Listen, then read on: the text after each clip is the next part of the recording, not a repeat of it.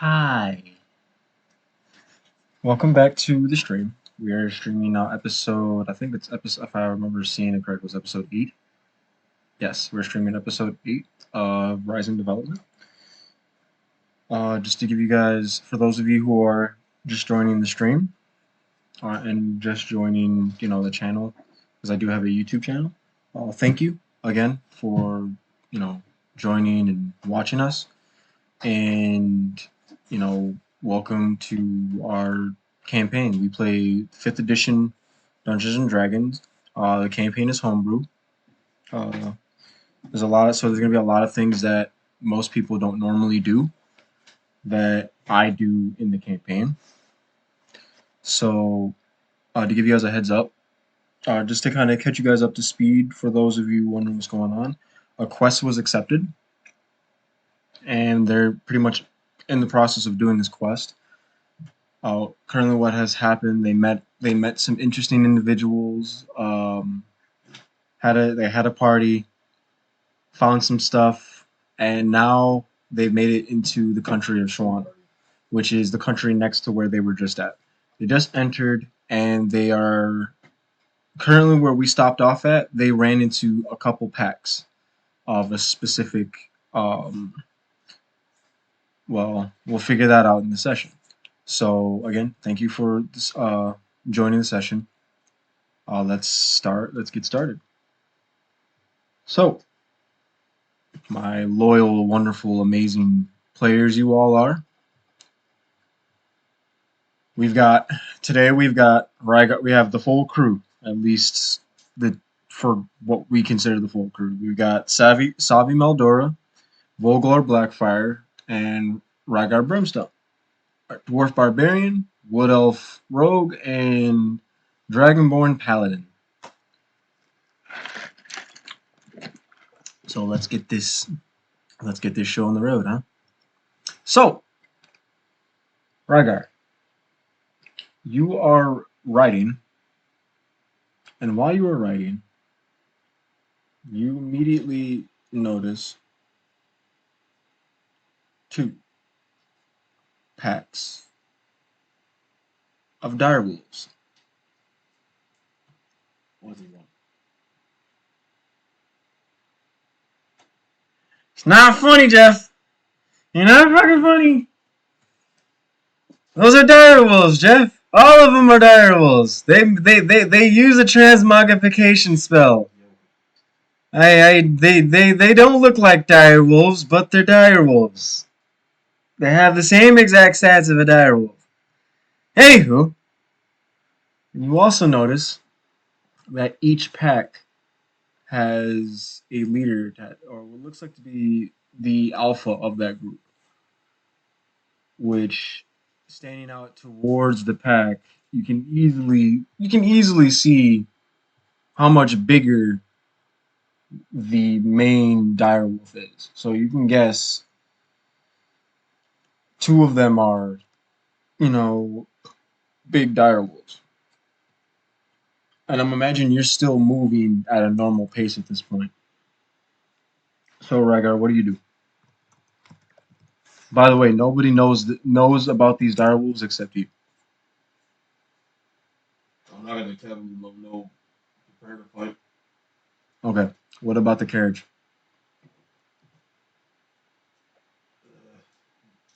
Stop.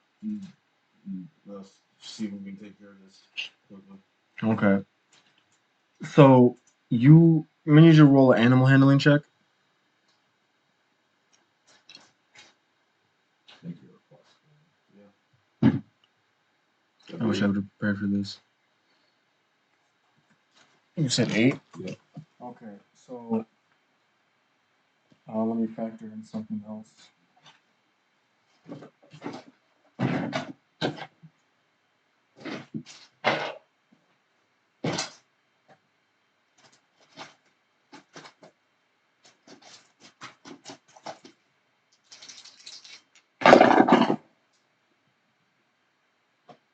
Okay, so you rolled an 8. Yep. So in the process of you trying to rein in the horses, one of them your left side kind of. Oh, okay. No, tries to normally stop, but the other side saw the direwolves, panicked a little bit, and you started losing a little bit of control of the carriage.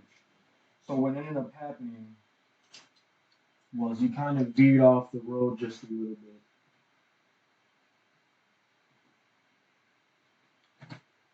Kind of tilting, pretty much ineptly, moving the carriage around.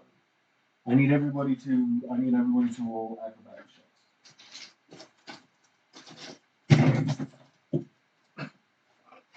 22.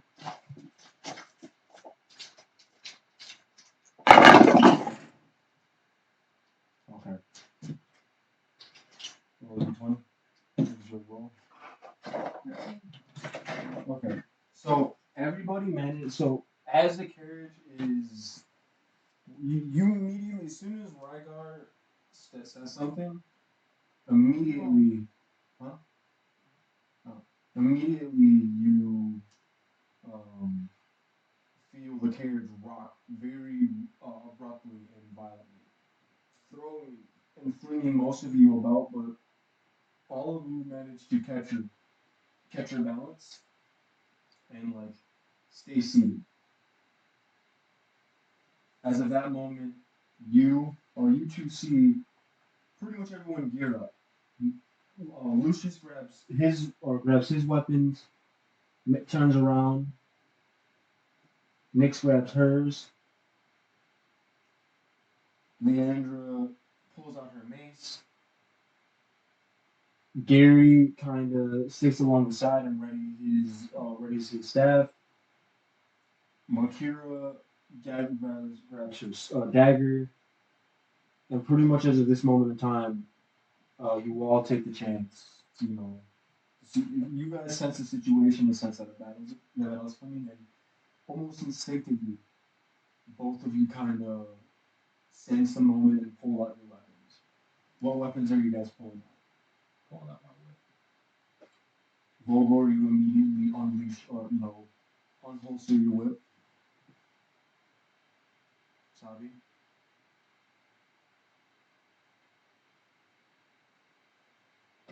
You're not fun.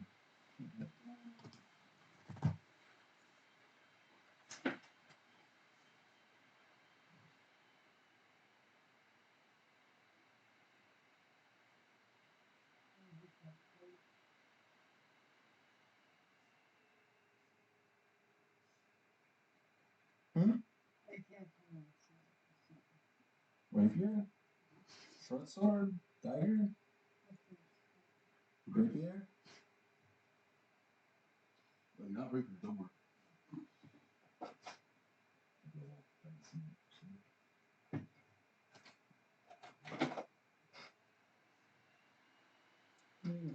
Could somebody on? Yeah. Yeah, that's what I said. Wait. Alright, can somebody? Battery 70%. Connected to VDN.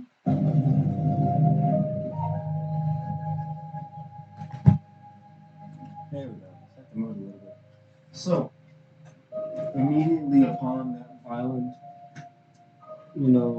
shaking, some of you kind of get moved a little bit, but for the most part, no one really was thrown too violently.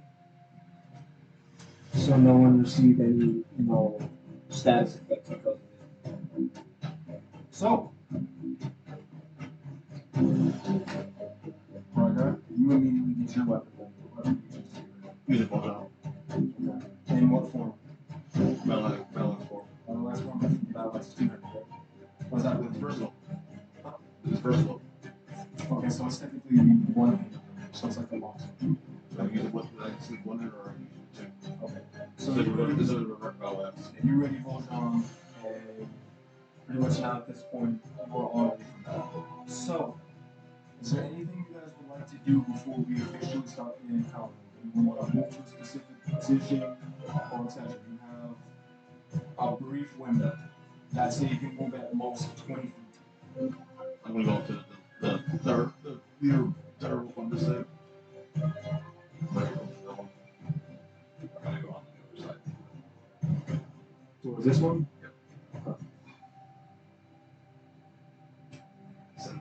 South.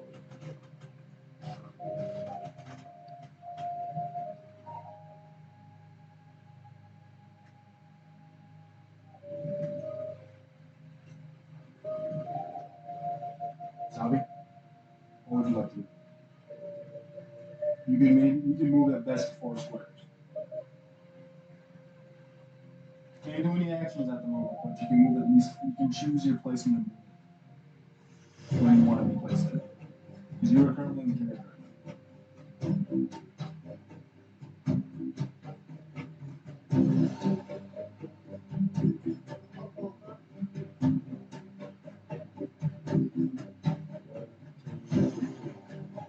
So you are chasing behind Wolf. As of this moment, all of you have gotten ready and assumed your positions. Rygar, when you exit out, you immediately charge towards the first alpha.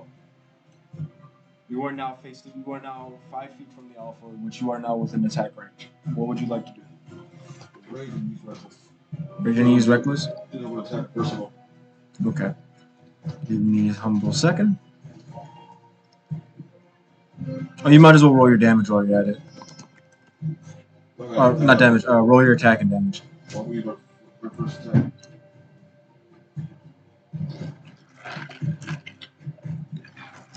The first one is 23. 23. I can guarantee that hits. Roll for damage. Using personal.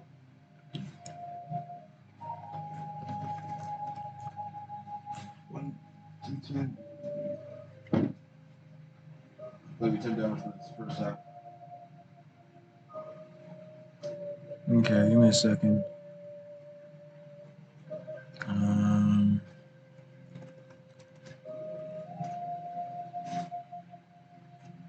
Actually, I'll just base it off this. Okay.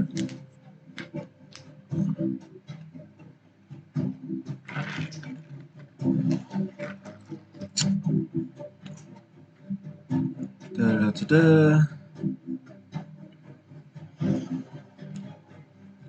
Alright.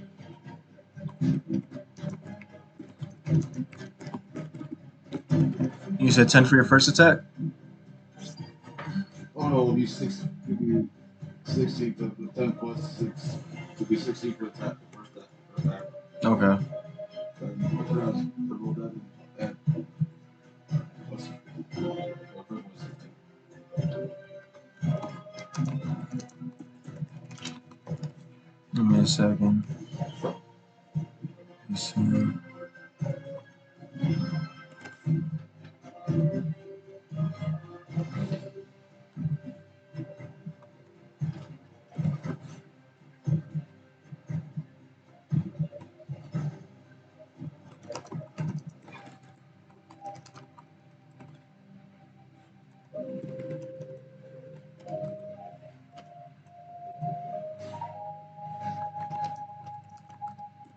Yeah, no, I never really prepared for this encounter.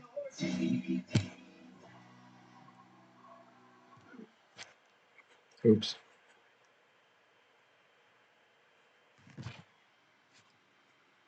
I mean, I did prepare for it, but I didn't have everything set up for it because I've been kind of going through a lot.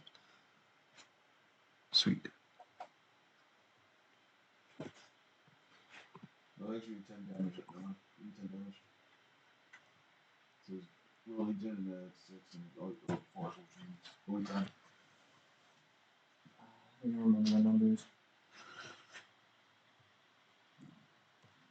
I still got another attack.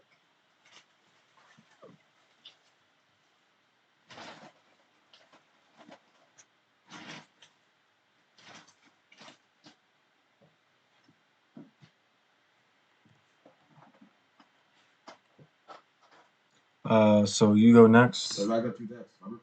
Yeah, no, I was just making sure. I'm just trying to get the load order correct. One second, I can move.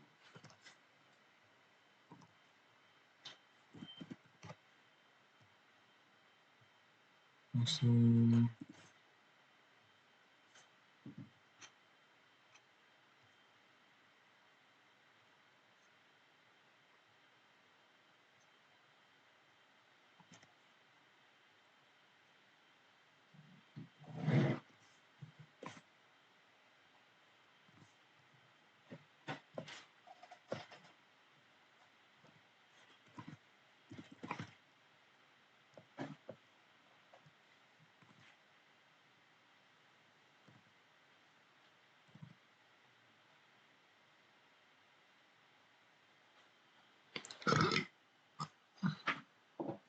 Okay.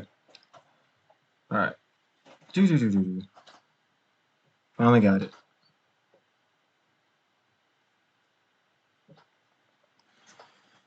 Okay.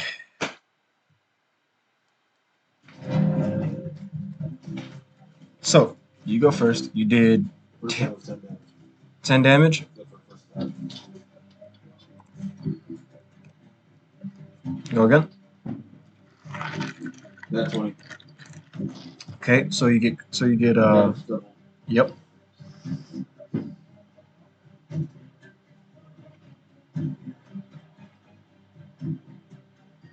And you're one-handing it right now.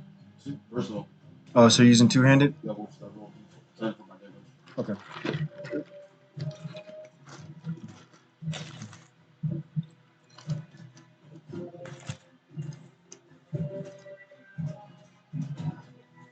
So I mean, total 22.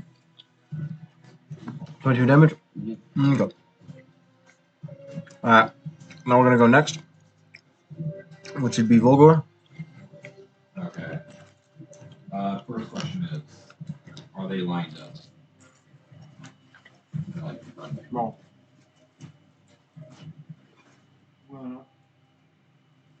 No, not lined up.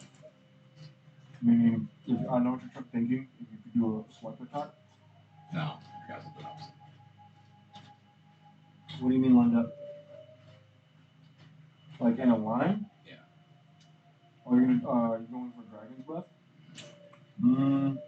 So you would hit from where you were located. You would, depending on how you spin it, at most you'd be able to hit what looks like to be, I'd say these three or these three. Actually, no, because you would go straight down. You'd be able to hit down the middle. If you angle it, if you're aiming towards that one, you could hit three of them. Okay, I'll try to do that. Okay, so you can go with Death Weapon. Okay, so it's going to be a dex save of 13. A dex save of 13? Yeah. Okay. And you're hitting three of them, so.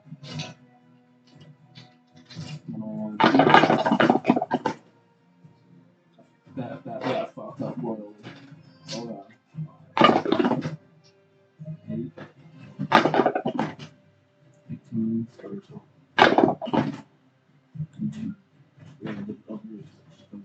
Okay, so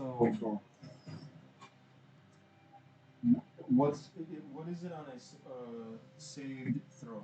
Save throw is half damage. Okay, so it's half damage, and then it's full damage on. Anything lower than 13. Okay, so the alpha managed to only take half damage. What is the damage?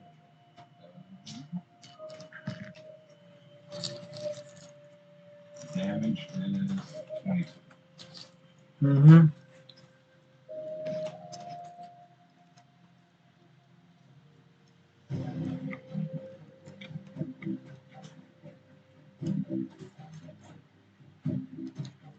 So that's 22 for two of them.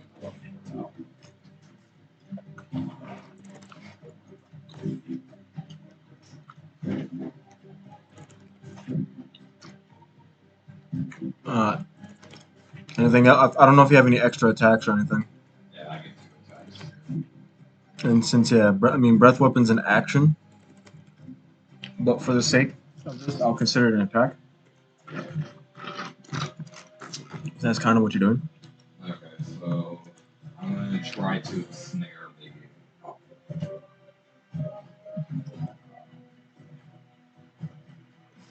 16. 16. Oh, wait, no, that's attack bonus. What do I add to attacks? So, when it comes to the attack of ensnare, it's pretty much you're making a. I can't remember what it was for ensnare. Well, I have it right here. It's +8, but what do I add to the dice? Was it 16? What is this to be? Yeah, this one's 8 plus. It's been 16 years in combat. So it rolled, so it failed. God, I'm tired of all these damn. It takes 7 points of damage. Okay.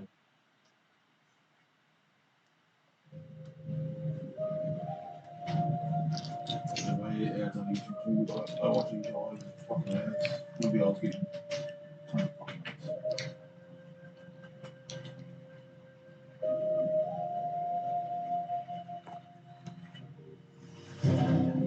And you said 7 points of damage? 7 minus 11. Okay. Next is Sabi.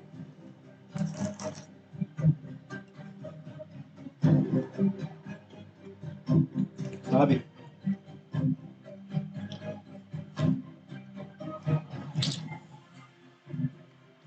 You're in the hot seat now.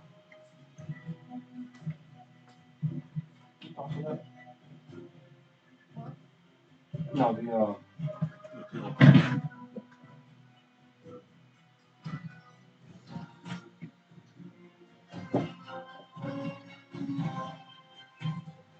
I'm so excited. I haven't done an encounter in so long. A true encounter.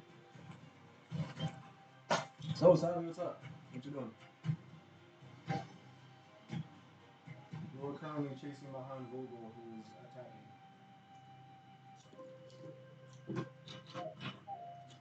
Before he makes his attack, what are you going to do? Oh, before he attacks him. To be fair, before his attack lands, what do you do?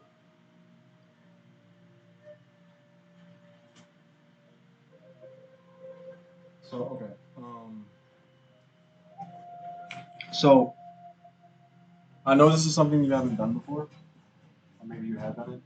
This is the combat phase. It goes in several orders. But you can attack, cast a spell, perform an action, and the stats that are on your character sheet, you can move 35 feet. So that means you can move a total of, I want to say, 7 squares. So you can move 7 squares, and in order to attack someone, you have to be within attack range of that person. So you have a rapier. A rapier is not a reach weapon, so you have to be pretty much next to an enemy to be able to attack them.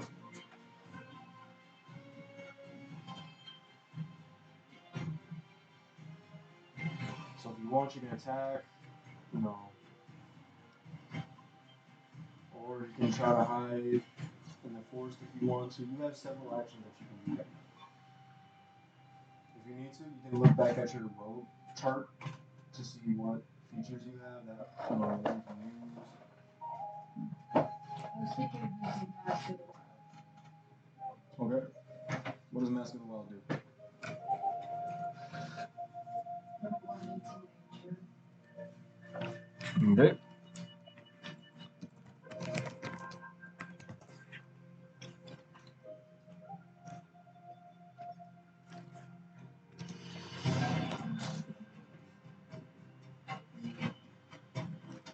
Yes, you can attempt to hide even when you are lightly obscured, or only when you are lightly obscured by foliage, heavy rain, or falling snow, mist, or other natural phenomena.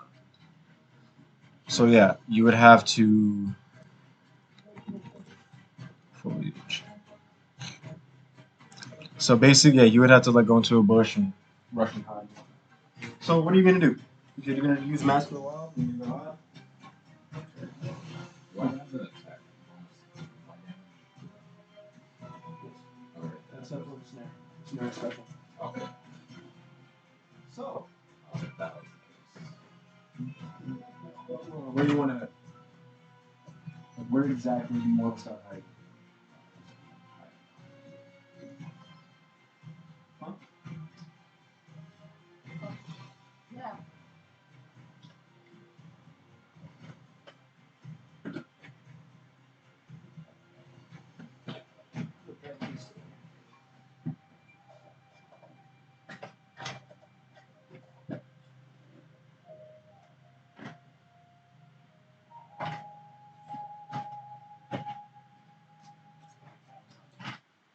credit card. God dang it, man. Find a new balance transfer card at credit card. Well, who cares? Be part of their movie franchise size Warhammer. You can be part of the Call of Duty movies. That's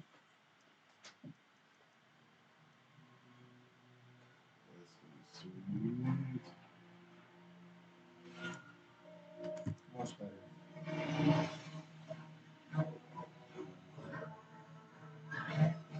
Okay, so I mean, you just run straight into the forward, like, because you got 35 movement. Okay, so you just run straight into the forwards. You're gonna try and hide like as soon as you get in, or where do you want to hide?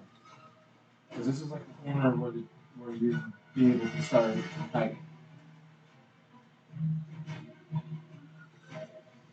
I don't know what's oh, like, 5. You are 5 feet in. Like 5 feet in, as in like 5 feet in. Into the Okay. So before you do that,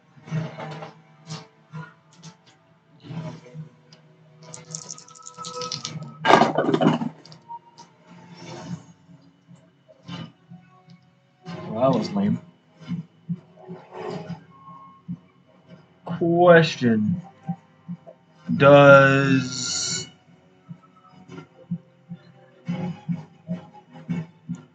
okay? Does a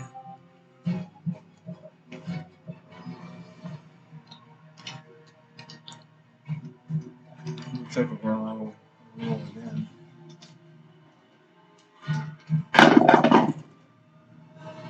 Okay, that's better. Does an 18 hit?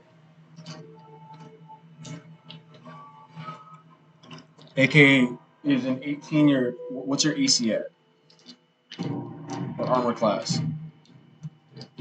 15? Okay, so 18 does it. If someone, so basically what's happening is someone or a wonderful little creature in the foliage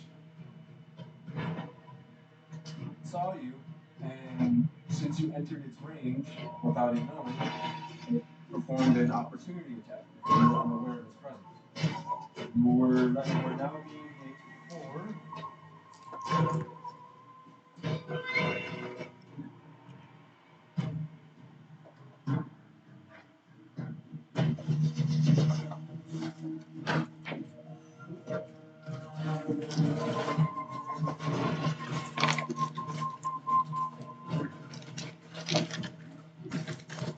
26%. Your oh wait, no. Okay, I think it's not done, right? No, the screen thing. My laptop was up. so you take 8 hit points of bite damage or piercing damage. Yeah. Also, you need to roll a strength. You need to roll a strength saving throw.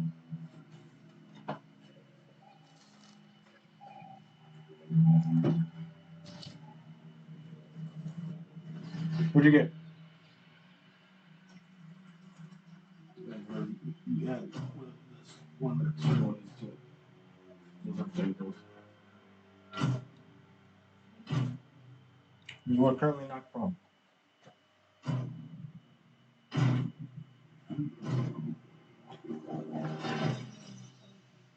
We need to get tokens. Can anybody have any tokens? Well, no, I don't know, maybe it was a dream or something, but I remember somebody having. Well, anywho. Yes, so you are currently knocked prone. So, the conditions of prone, basically what it does is. I know it's. You have your movement speed to get up. Yep. And anyone that attacks you has a. Advantage. Yep. know I had it somewhere. Oh well. Yeah. So now we're gonna move on to everybody else's. Also, oh yeah. At this moment in time, since you are not prone, technically you can attack.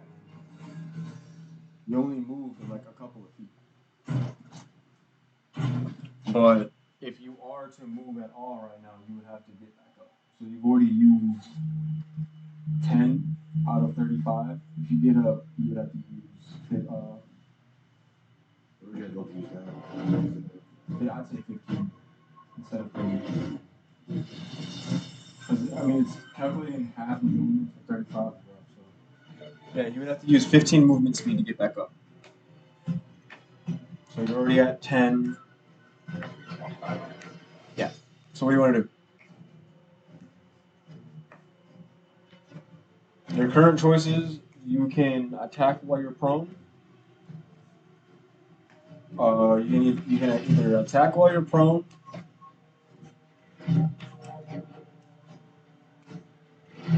get up,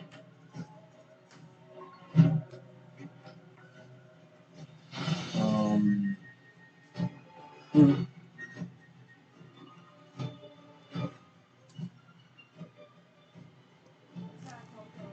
okay. So now in attacking while prone, I'm not 100% sure, but for some reason, rules I think it's that. I think, but it does say you can. Never have.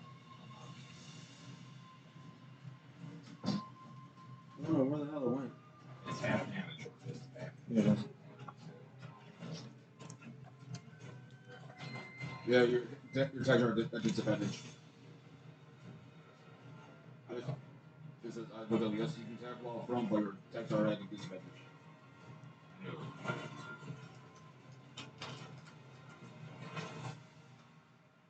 Gained advantage to attacks within 5 feet.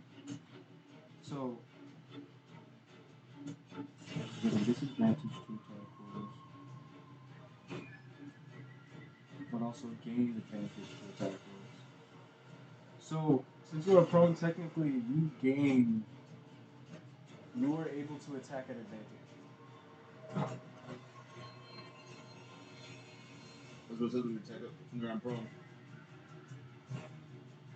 Yeah, that's what doesn't make sense. It says you may only call. Is that disadvantage to attack rolls? Yeah, meaning when they're attacked, they're at a disadvantage. That's why it's like this doesn't make sense.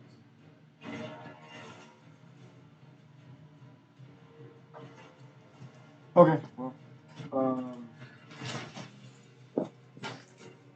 okay. So for the sake of this, just so we can kind of speed things along, you can attack what you'll attack at disadvantage, which means you have to roll 2d20s, and you have to take the lowest number for your attack. But you can still add your modifiers to it.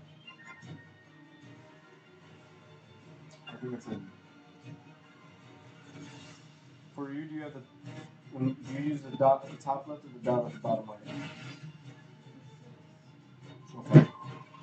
So you guys.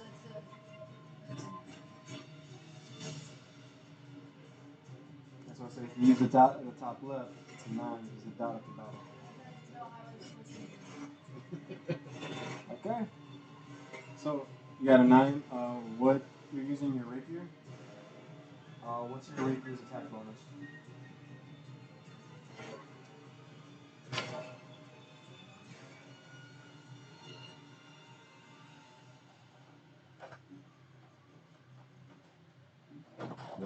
The beat attack rolls is what we use for those for like strength or whatever it is. You add your attack bonus to your attack. 7. Plus 7. Yeah, it's 7-5. So I'm guessing you're on your. Basically, that means you can use dexterity or strength. Oh. So yeah, what's 6 plus 7, and then whatever you get for that number, that's your attack. Good news. Your attack landed. Bad news. At half damage.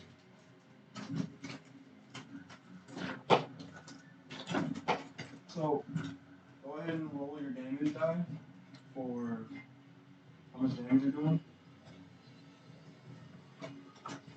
Yeah, the attacking thing with advantage is the attacker has advantage the longer with the 5 feet. That's what it said. It's the advantage is from attacker. You got to be within 5 feet of the prone. When you're prone, you have to depend on your rules. Okay. Then it's plus your 7. So you got 4 plus 7? Which is 11, so lower that to 10 now, 5. That's half of 11, Wait. would be 6 over 5. Well, she rolled a 9, right? And that's plus 7? That wouldn't be 13 then. Oh, 9 plus 16. Okay, my bad. You roll for full damage. Your attack does hit. I thought you said 6. I was like, wait a minute.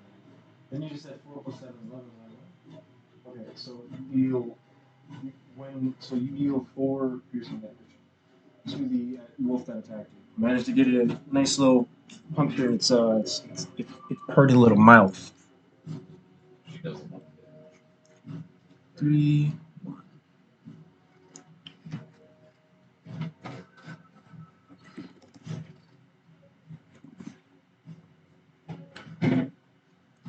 Okay. So yes, once you get knocked prone, you get a nice little stab into the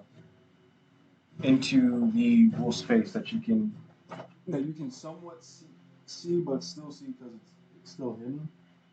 Well, it was hidden, now it's not. But now we roll into the other characters.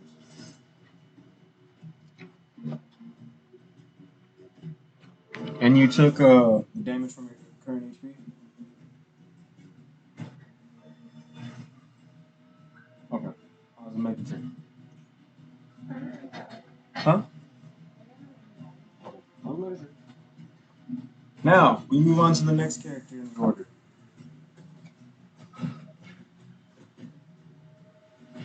Next character, that would be Vera.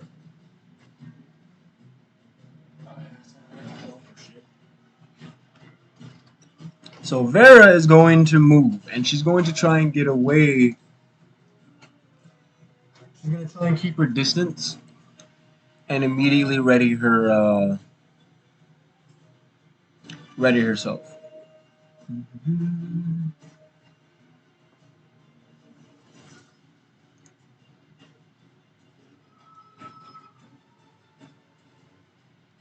So she beelines it.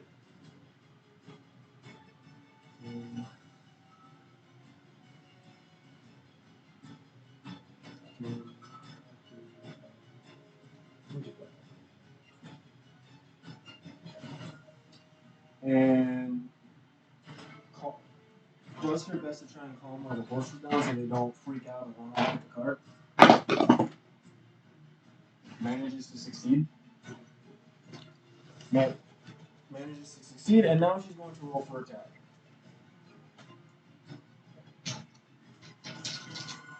And since she's a rogue, she can attack at advantage, because as rogues do, they are allowed to attack at advantage if there's anybody within X amount of hit points. So that's probably you. Yep. So she's going to roll for attack. And she does succeed in her attack.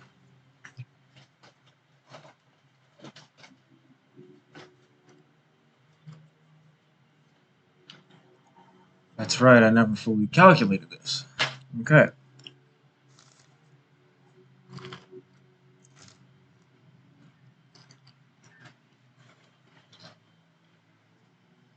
So she does succeed in her attack. She quickly readies her weapon and gets ready to fire. Fires and lands.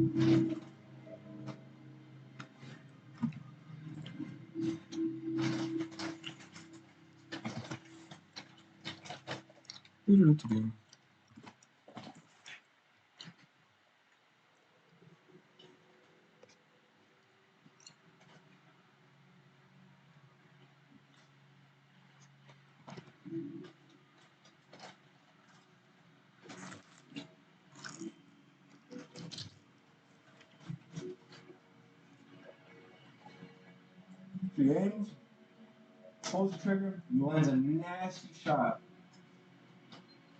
at the direwolf that you're the alpha that you're attacking. A nasty shot dealing a total of 25, whopping 25 damage. Now we move towards our next member of the party.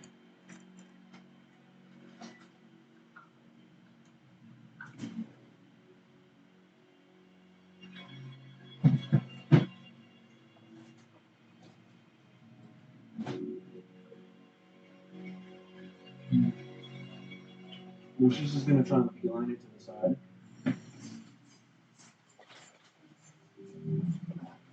And is going to try and make an attack at one of its pack members from the tribe. He gets advantage. Well, that depends. Yes, he does, because he managed to move quick enough, and the direwolf did not catch him while he was doing this. Didn't really mind what he was doing. Was more focused on their pack leader, one, the loud sound, and the fight that's going on between Rygar and the pack. So he's going to make an attack with, I believe, his short sword.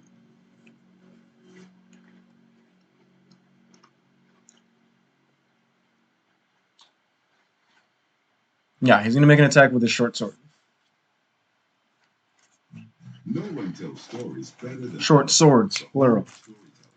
From motivation to comedy, to true crime and memoirs, and so much more. So he's going to roll for attack. Podcasts and originals. That's Audible, the home of storytelling.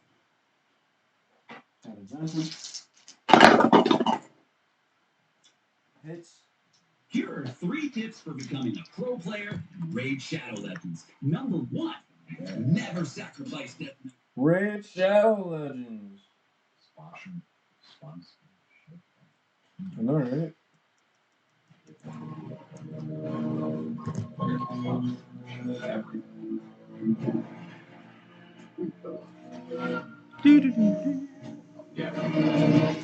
Not here again. Not here. I run Rousey.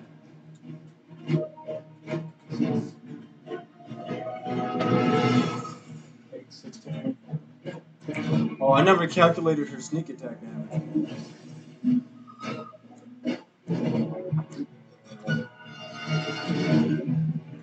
Okay, well, let's calculate her sneak attack first.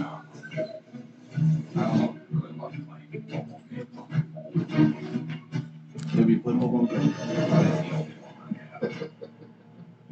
Literally the only one. So he does a whopping 6. I used to have another one on it, but I deleted it. I forgot what it's called. I think it was called oh my god. Plus 8.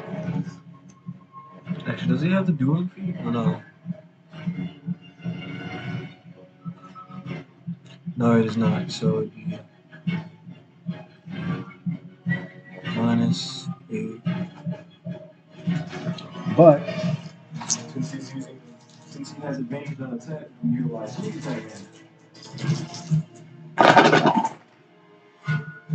It was called Endless Fight. It was an AFK game, kind of like that. 11 plus 2. 15.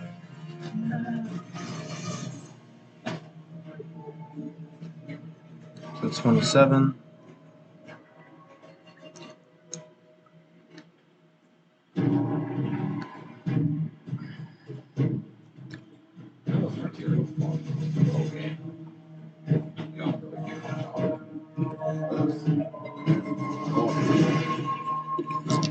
So Lucius managed to do a fairly nasty strike to the direwolf on the side.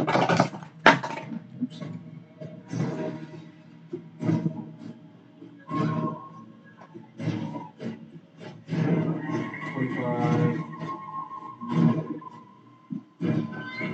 Vera actually did 33 hit points of damage. Ooh, one more than I did. Ooh, one more than I did. 5, 6, 7, 8.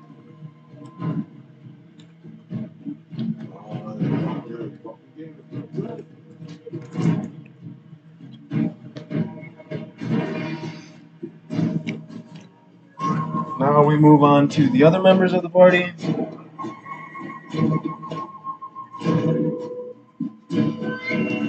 Huh? What's up? Now we move to Gary, who is going to back up a little bit, try and find a relatively safe space away from the combat to try and see if there's anything he can do on his end in regards to spells or attacks or anything. He is going to cast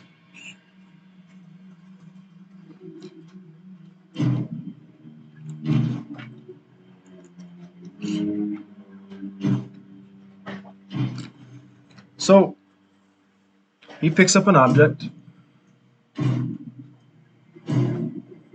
looks at the alpha, and he's going to cast catapult. I know that's That spell sucks. Well, it doesn't suck, but it sucks to get hit with.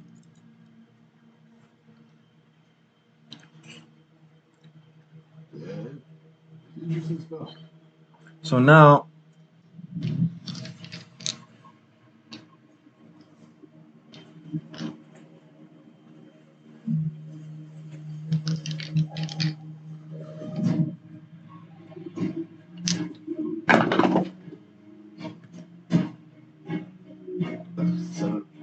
oh yeah, it does not survive its dex save.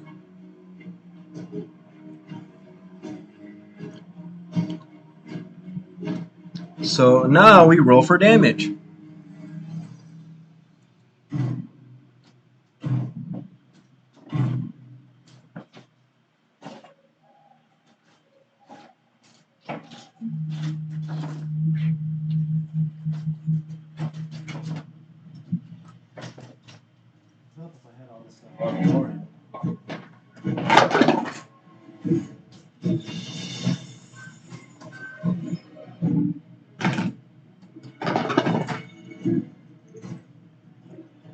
One, 6, 5, 11, 12.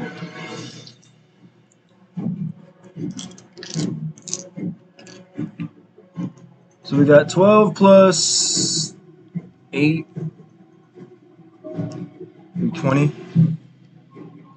Gary manages to do 20 points of hit damage to the alpha, which it was already looking weak before, but it's rough. It is not feeling well. I think it's crazy. They haven't fucking attacked you either. None of them have attacked yet. I don't even able to get a chance to attack once.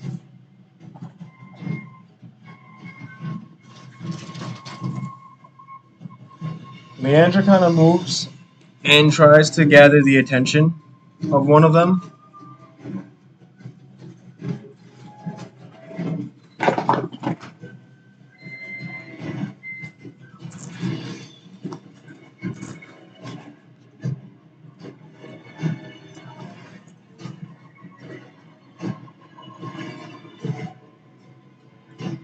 Damn.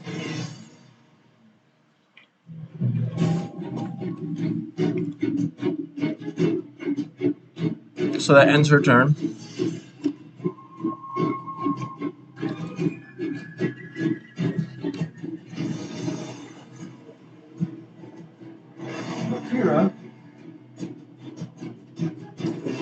along closer towards the sides. And she's gonna more or less try and stick away from the fighting. She's not one to. She's not really one that's trying to get put into the battle. She kind of wants to stay out.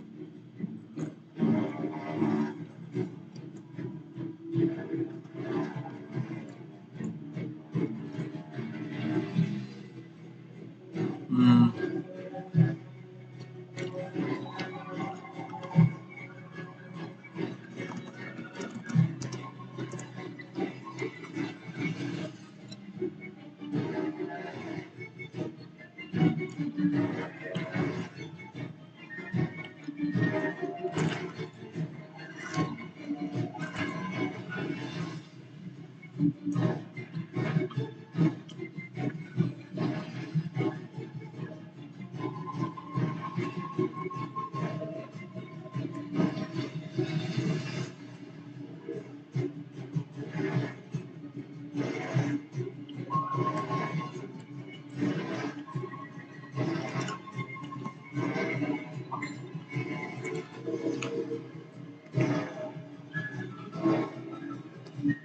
So what ends up happening?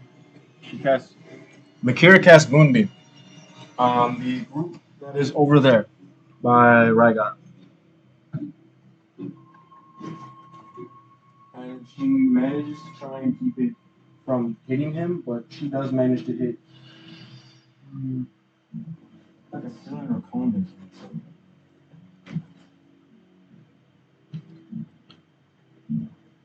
Yeah. So it hits all 4 of them for 2d10 radiant damage. If they fail a Constitution save. Which is away with it, or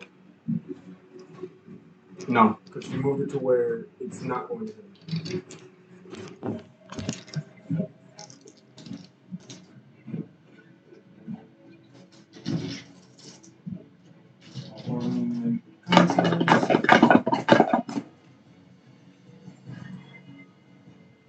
One succeeds. I want to say 2 succeeds, 2 no. So, outright, I will state this. Let's see how these dice roll.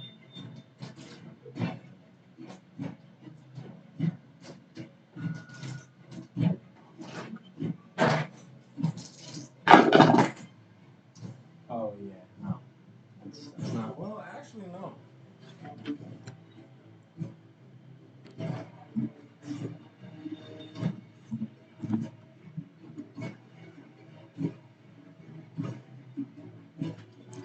How much is that? 5.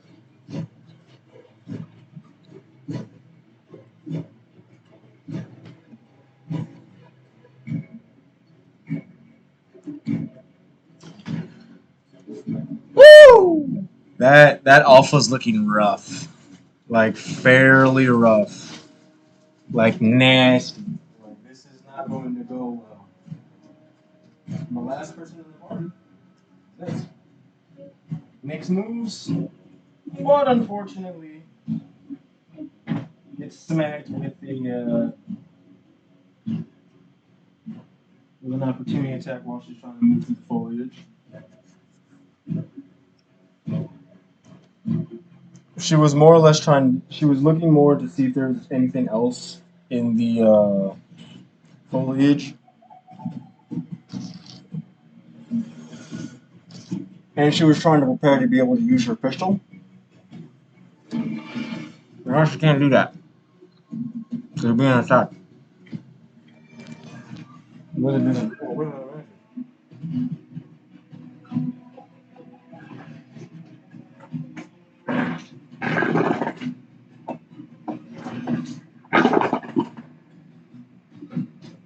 Definitely hit. Definitely not hit. Goes over the wreck. It's 10.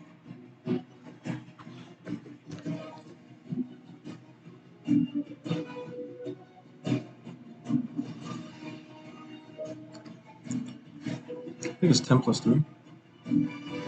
Yeah, 10 plus 3. So Nyx takes 13 damage.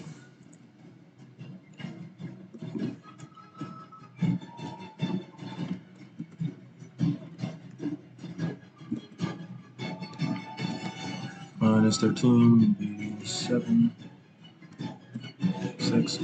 So she takes 13 damage, and now she has to roll a strength saving throw. She fails, and she is also not prone. Because of this, she's going to react and try to utilize her trident to attack.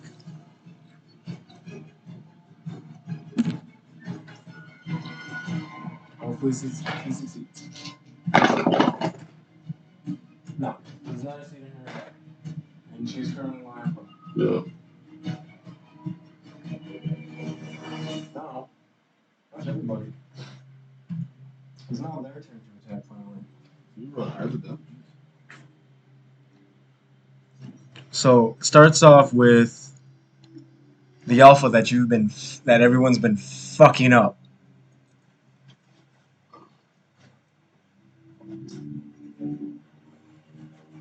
This alpha is going to try and do a nice little bite. It's most likely the close to Yeah, it's going to try and bite at you, Jeff. You're going to do not only just a normal bite, but a special type of bite.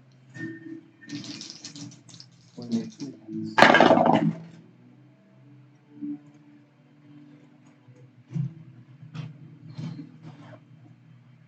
So, does a 20 hit? Yeah, that's one part of my AC.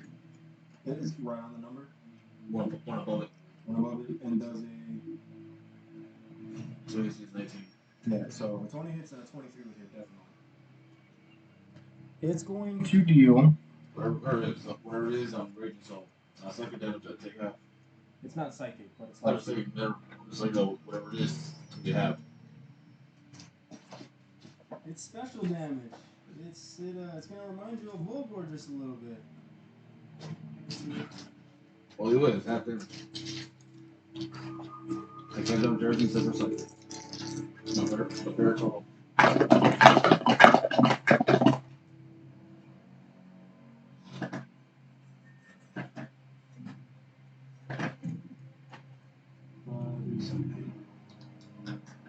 Six. 9, 10, 11, 12, 13, 14. So 7. Not that. No, not just that. And wait. 5, 6, 7, 8, 9, 10, 11, 12, 14. 14 plus 10, 24, half that would be 12, right? Yeah. You take 12 points of piercing and lifesteal damage.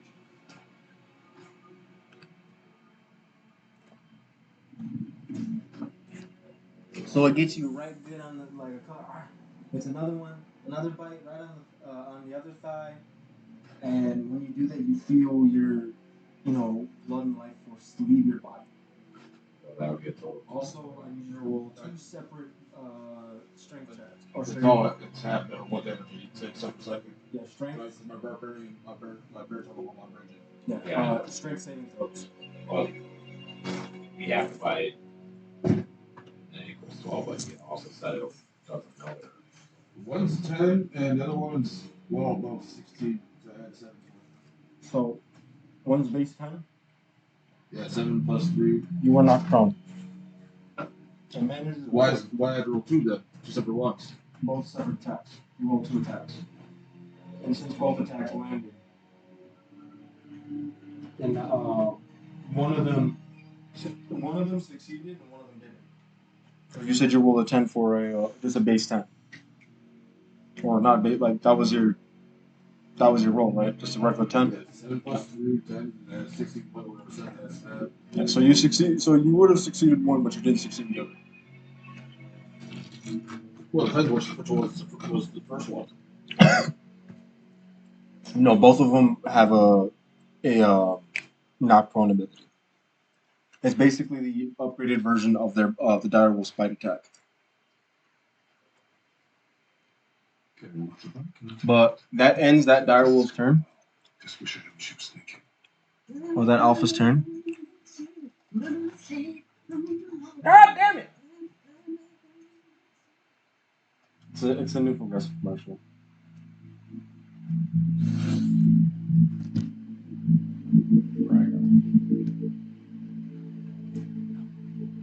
Right, I just got it. He has rabies now. Now it is the Direwolves' turn to attack. Oh, the other Alpha. The other Alpha is going to attack.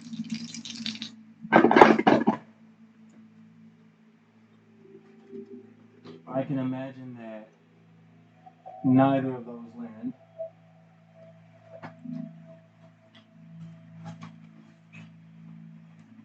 So does at all a 16 or a 15 hit? 16 now. Yeah, no. Yeah, so neither of them hit. The Alpha tries to nab at you. Doesn't get very far. Doesn't work out. Or 11. Now, this is the interesting one. So as you guys are aware, there are two direwolves in the trees. Fucking werewolves. Yeah. What in the fucking Because they like the trees. fucking wolf? They don't climb. But they're not literally in the trees, but they're in like high, They sit in trees. Alright, they're still in the trees. So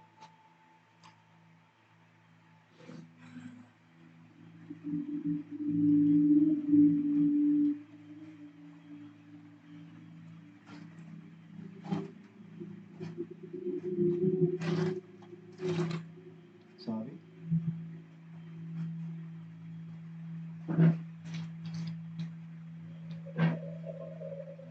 Actually, no.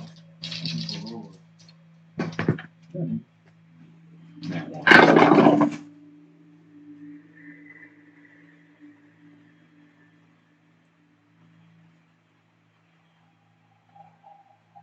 And since I know how high your AC is, I know that none of them hit. Does a 20 hit?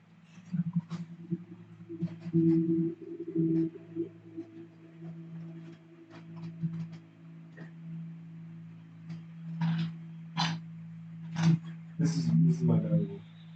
Yeah, okay. Suddenly out of nowhere, a knock appears. Jeepers got real. You manage to feel clamping at your armor. You can feel pressure, but nothing manages to pierce through it, and you feel that another one on the same thigh. It's kind of just like, you kind of look at it, and you notice it's another wolf biting at your thigh. It tried, it failed, we move on.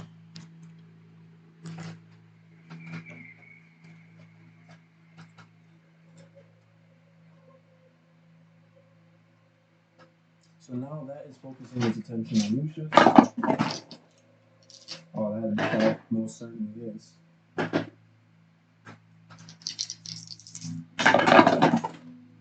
So that's 9 plus it's 12. So Lucius gets smacked with 12 points of piercing damage from the direwolf.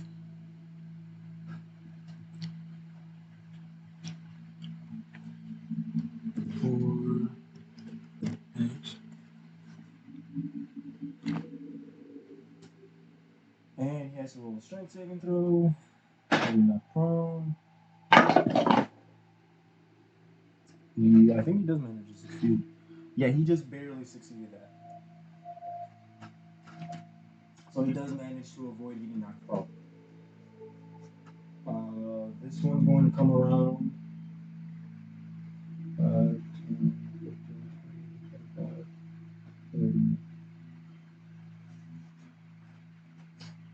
And this is automatically at advantage because it's out of turns.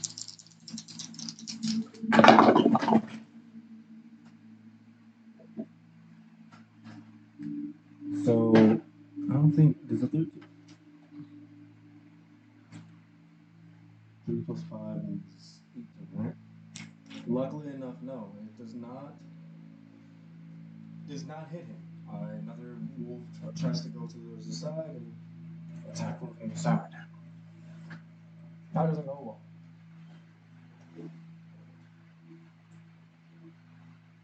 well.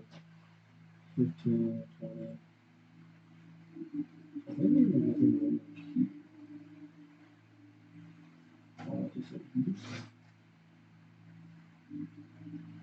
yeah, so you were not, so Rygar, you are now within range of another attack. Since you are knocked prone, there is. And you're still raging, right? Yeah. And you did reckless attack? Yeah.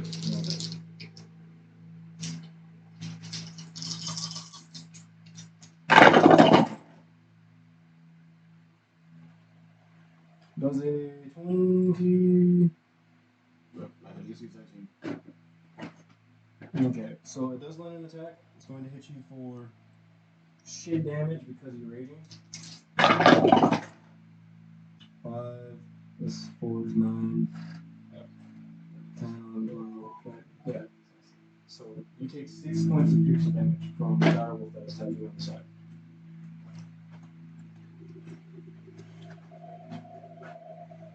Damn, I should roll again too. Fuck. So yeah, you take 6 points of damage from the wolf attacking on the side.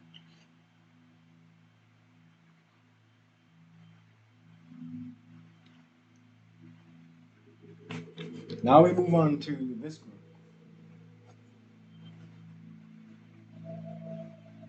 I'm still gonna attack. So I'm gonna focus on the movement first.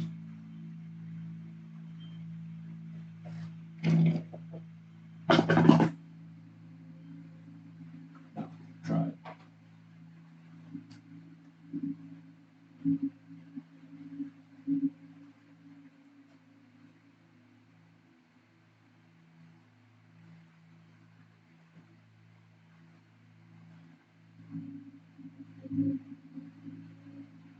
Yeah, that sounds about right. Okay, so they're all moving. Voldor, you're going to be taking an attack.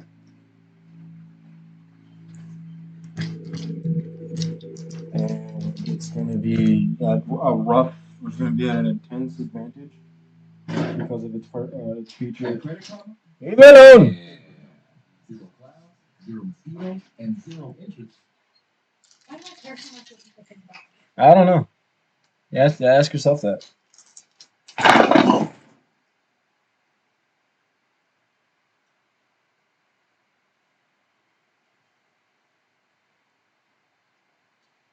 I know for a fact a 22 hits. At least half. Because you're at. Yeah, your shield gives you. Yeah, because your armor is 19, and your shield would make that 21, and it's a +1 shield, so it's 22. Yes, half. Fucking hell. Unnecessarily high AC. What would that roll? 22. Well, but if you mention his AC, it still hits. Yeah, no, that's what I'm saying. It still hits. But it sounded like what you were sounding. No, it's just it's hard for things to be able to land a hit on them unless they're like extremely tough or put them at a severe disadvantage. So I'm wondering, since your AC is 19 and you, even if they roll 19, they half that plus his raging, do they do quarter damage? No, he just so when he's raging, no matter what, everything takes half damage. That is a very total. Everything. Except for second. Now, if he had another feature that allowed him to, not increase that, but another, stackable half damage, then yes, he would drop down to a quarter. Well, that's what I'm saying, for his armor class and then his raging. I mean, if it just touches his armor class, then yes. So you take 6 plus 3, 9, half that, so half that round up. So that'll be 5. You take 5 points of piercing damage. One of them managed to get a nice little on your chomper in the leg. And roll a strength saving check for me. Strength saving throw. Just a d20. 16. Yes, you managed to succeed. Okay, this is where the fun part's going to start going. So I don't think... Yeah, the second one is not within range, and the third one is not within range, so they lost their attacks. Now we move on to the other ones. Sabi.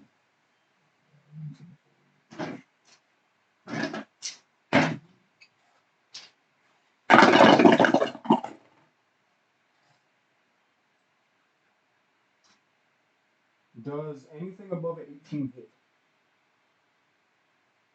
Or, sorry, correction. That'd be 23. Does a 23 hit at all? Okay. You take 7 plus 3. You take 10 hit points of damage piercing from one of the direwolves. Oops.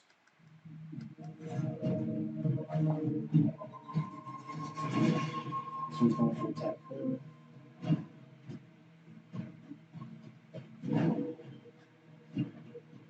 So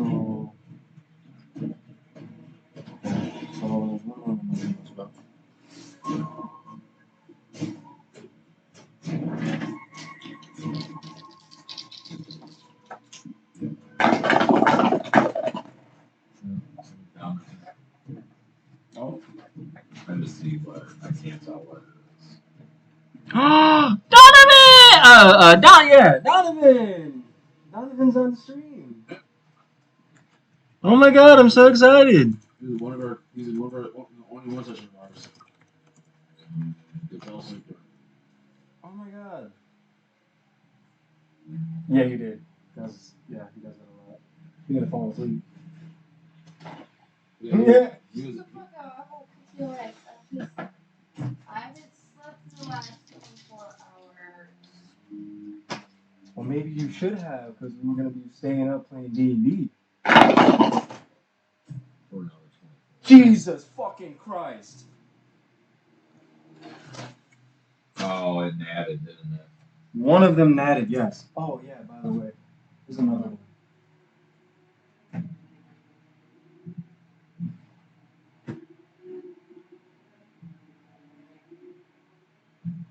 Oh, shit. Maybe it was a good thing I did take this side. That's all of them. So you already took your damage. She takes Nix is taking a lot of damage. you said it's gonna be easy fight. I didn't say it was gonna be easy. Yeah, you did. Oh. Yeah, I laughed. Yeah, you did. That's I most definitely did laugh. Honestly, I picked the right side since how sneaky I am.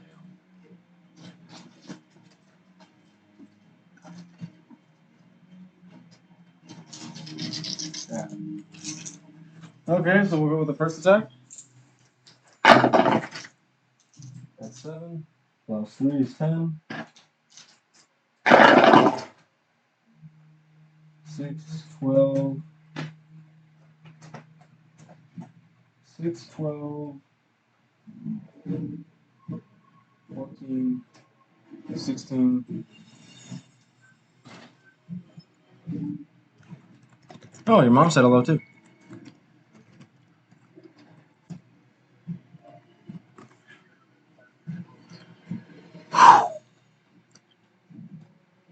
Okay, so I don't even know how much damage that was. Well, you critted. Yeah, that's right. That's 10.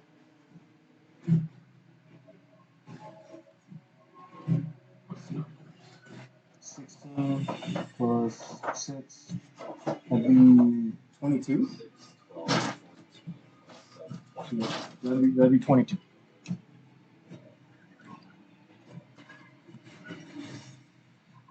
So we got 7, and then 5. So Nyx is looking rough. She's looking fairly rough right now. She got mauled into by 2 direwolves that were surrounding her.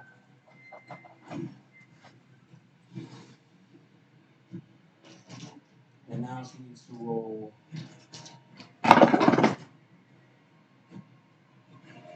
Oh wait, no, she doesn't even need to. Oh my god, that's right. She's already prone, so she's already at disadvantage. Better call out from mother. Well, Leandra currently is unable to do much right now. So I mean, she can move more than I can. So let's see. I think that ends the round. Yeah, that ends the round. So we go back to Rygar. Now, no, I'm not gonna do that right now. I was gonna start incorporating the AC system right now, but no. Unless you guys want me to incorporate the AC system. Very too late. I was about to say we're already round 1 to the encounter. Because technically the first round is when the AC damages would start affecting. But okay. Oh yeah, let me explain what exactly happened. A vicious mauling of Nyx. Poor Nyx. She managed to take a nice chunk out of her leg, yelling out, calling out for help at this point. Like, someone fucking help me! And Sabi managed to get pulled down to the ground and mauled into her thigh. Lucius is now surrounded, and Leandra is trying to do her best to try and gain one of the attention of one of the direwolves, but it came to no effect. Vera launched a vicious and nasty shot to the alpha, along with the majority of the party really digging into that alpha. That alpha is feeling weak. Blood is pouring on the floor. It's heaving, it's huffing, it's ready to go. The other dire wolves made their attacks as well. Nakira cast Moonbeam and shine a giant radiant light on anybody within the circle. Currently, as of the moment, she is still casting the spell, and 3 people, if they do not move, or 3 people on their turn will be hit with an additional amount of damage. That concludes the first round. Round 2. Rygar, you are up. I mean, he's wrong. No, he's had my movement up. Yeah, you can just get up. Yeah. I'm not gonna move that one. Yeah, you don't want to be attacking it. I'm gonna be attacking it. Or attacking at disadvantage. But technically, if you use Reckless Attack, wouldn't that just nullify the disadvantage? So wouldn't you just attack normally if you were prone? I think so. I'm not attacking it. I know, I'm just saying, like, if you were to do that, though, just a Reckless Attack. So, Rygar, you get up. You expended half of your movement speed, but I'm not 20. Yeah, you're not even moving. I'm 40 spices, he's at 40. Oh, so yeah, you're not even. You don't even need to move. Everyone you want to attack is right around you. Good. Well, go turn when I was attacking first. What we got? 14. Either way, it's 14. Both 2 sevens. So, yeah, no, 14 does not hit. I'm sorry. Oh, well, that's first attack. No, those are fucking 1 and a 2. None? Okay. So you manage to try and swing, and it just doesn't work out well. I think you getting up messed you up, and you just try to quickly do some swings to, react, and the direwolf just, even in its weakened state, just. Now we move on to the next turn in our order. Volgor. My bonus action to cast land an attack first.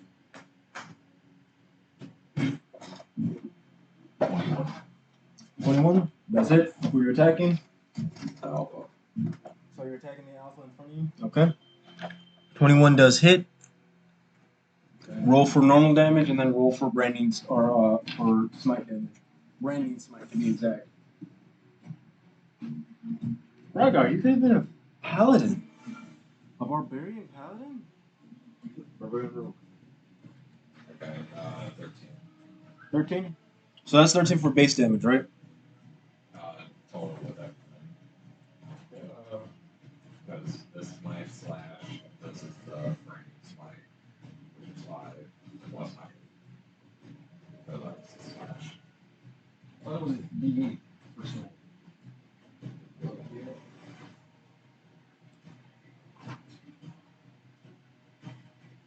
Do you not have enough D6s? Yeah. Oh, The words of the smite attack change to get a 3d8. Second attack will give an extra 2d8 if the target is undead. oh, that's why I wrote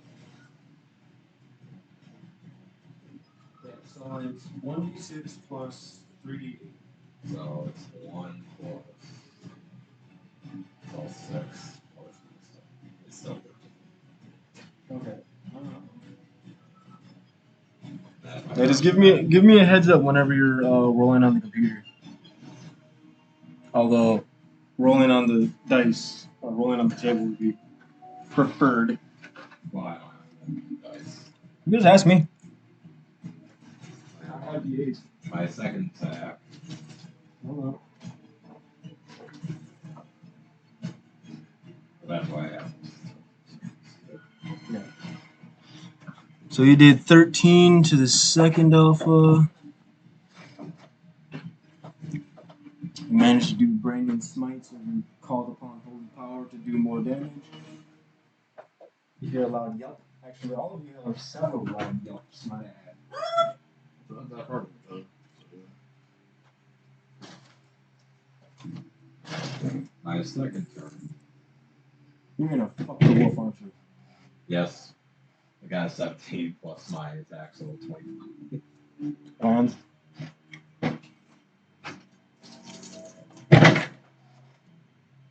6, 10, 13, 16, 23.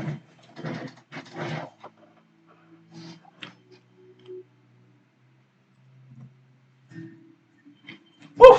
My second attack removed almost twice. So, yeah, you managed to do. You use your whip, right? Yeah, the slash. Did you add the attack bonus as well? That's why I received. Alright, so yeah, you managed to do a fludge ton of damage to the alpha, to which the alpha feels it. Now we move on to Sabi, who is currently prone,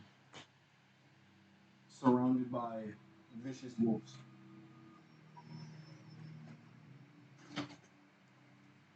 Currently, here's your situation. To your left is a direwolf alpha that's currently staring you down menacingly. Is a regular direwolf. Ah. That's what I said. What did I say? Yeah, that's what I thought. Do you need coffee? Something? Sure. An energy drink? Should we take a break so I can get you an energy drink?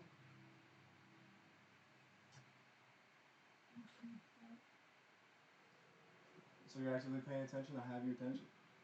Okay, so to your left is a direwolf alpha. And what's staring you down currently that brought you down to your back is a direwolf itself. Staring you down menacingly. Ready to chomp at you. What do you want to do? Currently what you have out is your rapier. You managed to give it a small little stab to the face. But it was nowhere near deep enough to really do anything fatal.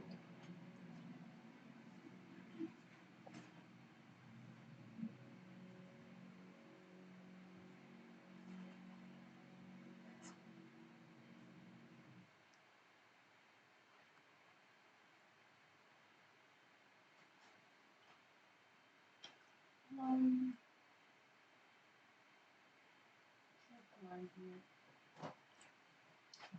Try what? it. Blinding it. And how are you going to do that?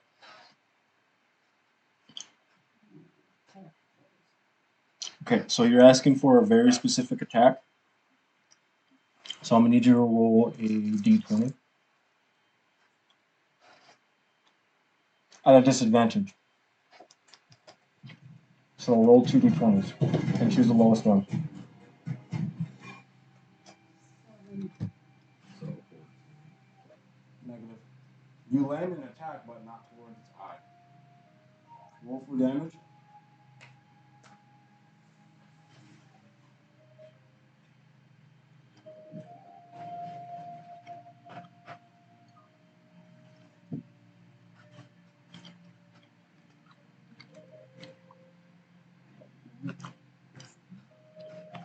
Roll for damage, Savi.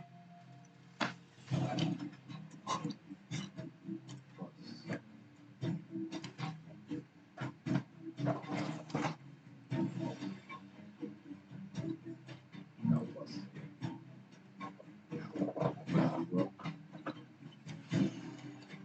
I think she rolls a d8.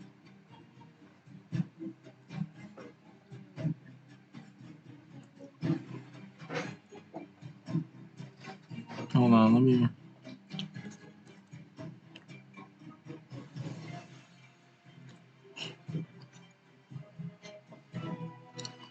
Yeah, so you rolled a d8. Oh, you got an 8.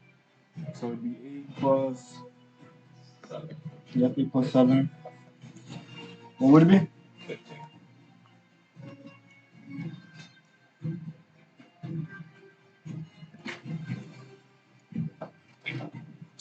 So you managed to give it a nice good stab, not in the eye, but you did do a good stab. You are still prone. You have 13.5, you have 35 movement right now. If you get up, you can expend 15 to get up.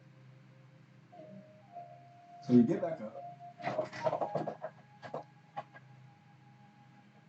Which you just say, or just to let you know, you could have rolled, or you could have gotten up first and then attack. And you went up attacking with disadvantage. Okay. I was just letting you know. So you managed to do a good little stab right in its, right in it, like you kind of brush its nose and get it like right at the main portion of its face, but still again nothing fatal enough to be able to do any serious damage. But you managed to get back up in that process. It was distracting. Now we move on to the next turn, which that was Vera. Vera, after making that shot, calms the horses down because she did just fire around. Succeeds. She did just fire around the horses. She managed to calm the horses around her down to the point to where, hey, she says something in Elven that the horses around her understood, and now she pretty much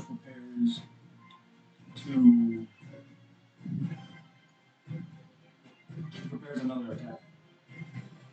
So currently she already fired her rifle. The rifle is out of commission at the moment. She's going to decide to.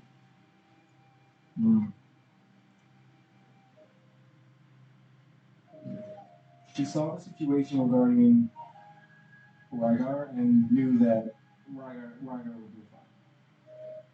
But Rygar will be fine. She turns her way towards 15, 25, and immediately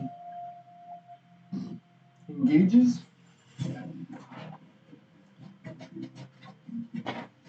Engages with one of the wolves. Huh. Misses. Surprise, I actually brought that. Actually, But she does have plus 10.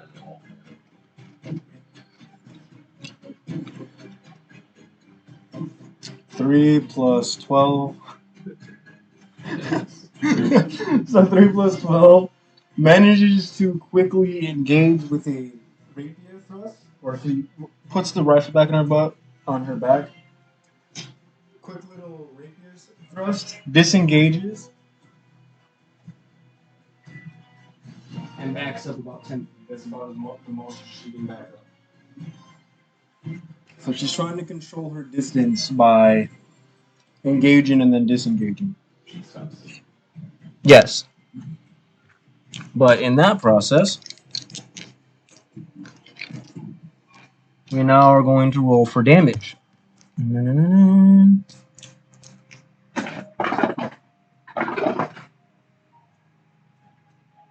6 plus 12, 18.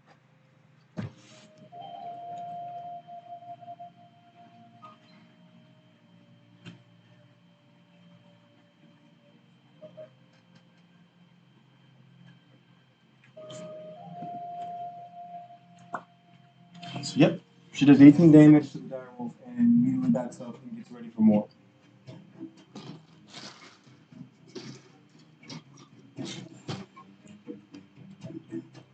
Next is Lucius, who is very aware of his situation. Immediately calls out to Leandra and says, just quickly, I know we have issues. I need help here, though. And manages to goes to try and attack one of them.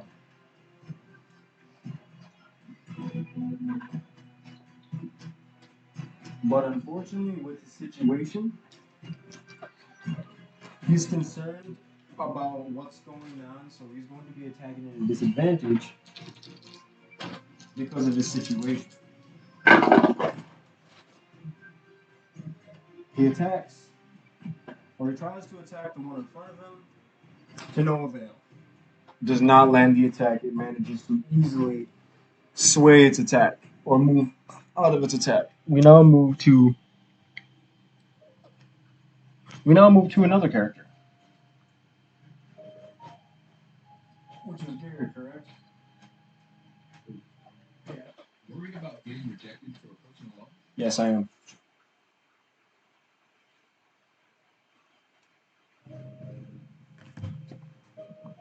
So Gary cast Catapult last time. Gary is now going to cast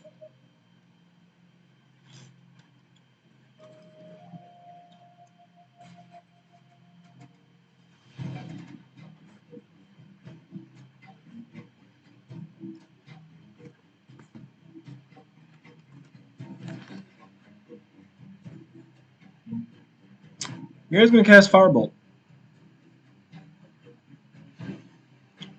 Firebolt's a cantrip. Because he doesn't really have any spells that allow him to aid the party that well. So he's going to cast Firebolt. That make a ranged attack.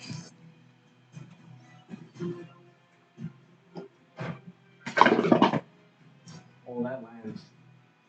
And he's going to choose to hit the one that's to the right of Rygar because he doesn't want to try and risk hitting the direwolf, but also hitting Rygar out. And that would work out too well. But he does land his attack. Which now we move to our D10.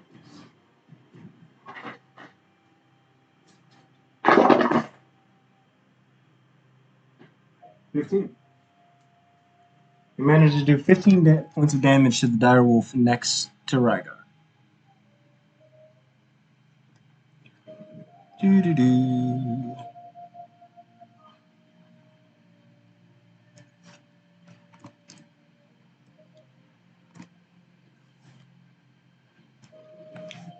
So that one takes a nice good little right to the face. Wasn't too thrilled about that, but we move on to our next turn. Our next turn is Makura. Now, currently, as it stands, it's going to hit 3 of them. So now they have to roll a dex save, otherwise they take full damage. She casts Moonbeam.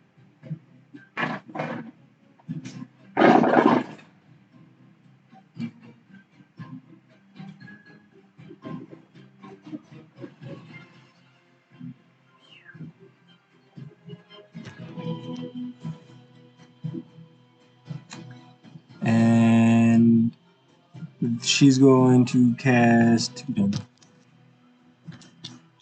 That's 12.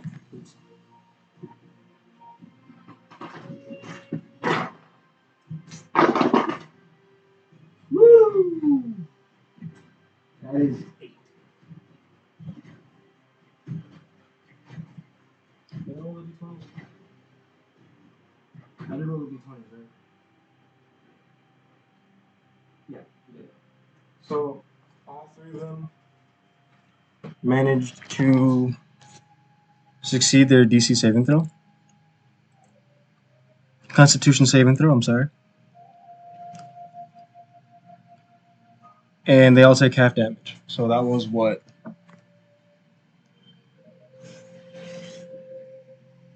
Yeah. 6 or 7, 8. So each direwolf takes about 8 points of radiant damage.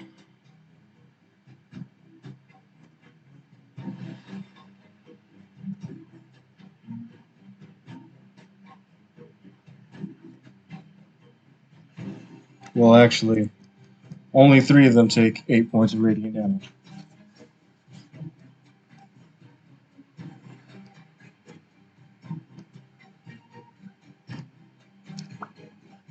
So now we move on to the next turn, which is Leandra. Leandra is contemplating between using a spell or attacking.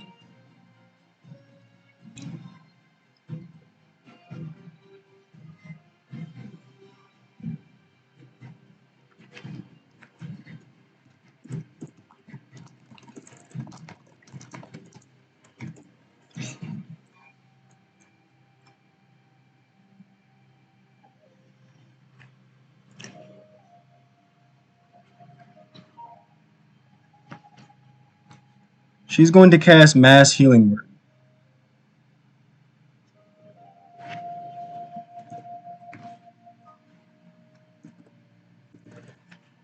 at 4th level.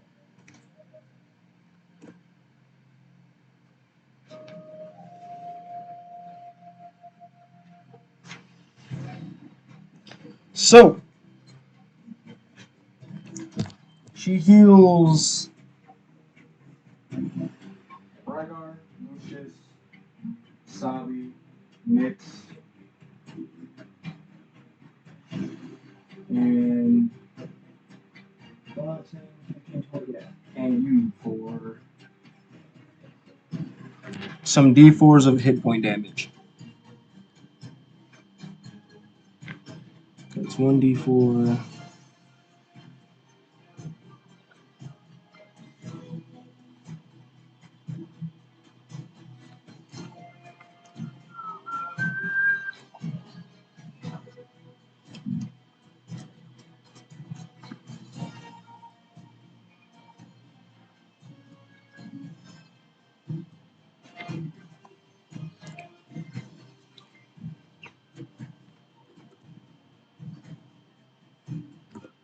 Okay, so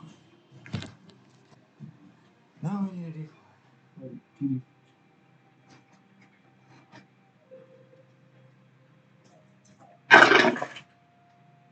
4 plus 7 plus 6. Yes. No, it's 3 plus 4, which is 7 plus 6. So 7 plus 6. So you all heal for 13. Sabi? Sabi? Sabi, Sabi. Hey, guess what? You get 13 life. You get 13 life. Yeah, you gain 13 hit points.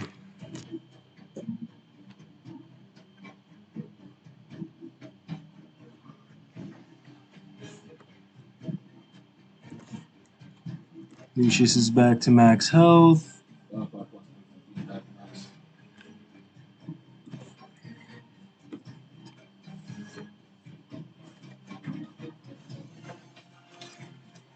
Yeah, so she healed like pretty much everyone. Yeah, so with her, so you managed to hear it. She, says something in. She says a healing prayer in Celestial. For those who can speak Celestial, she says out loud, "Grant me the ability to protect those and to relieve the pain of those around me," and heals everyone that she chose. That is her turn, though, or that ends her turn. We now move on to. I think it's Nyx is left. Yeah. Nyx gets up and instead of deciding to get out of range and leave her open to being attacked, or leave her open to being attacked, she's going to do her best to attack those around her. So, unfortunately, she's at a disadvantage because she is surrounded. She does manage to turn around to keep herself at bay. And she's going to manage to attack the one on her left. I think she's getting dual whips. No, she's going to use her trident. Because I don't even see the whips. But she managed to use her trident to try and attack the one to her left. Which, the one on her left, it succeeds in the attack. Actually, barely. Yeah, no, it exceeds because I know her trident ability, or her trident thing. Yeah, no, it succeeds. So it does succeed. Manages to stab somebody to the left. Deals.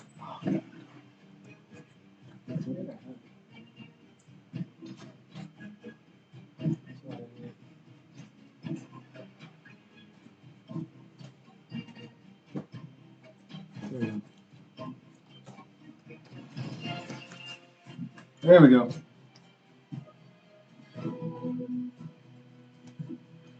D8.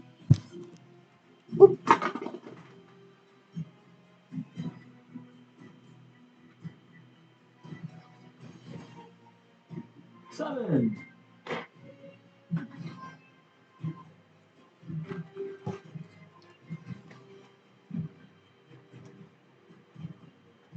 Oof. She manages to deal 7 points of damage, infusing the dragon blood that she's been storing to increase her damage with, I think, the Rite of Flame ability. I don't know if it was a. Yeah, it's based on her Hemocraft die. Man's information's up. So she's going to deal an additional. She expended one of her bottles to deal additional 4 points of flame damage. Yeah. She managed to deal 11 to one of the attackers.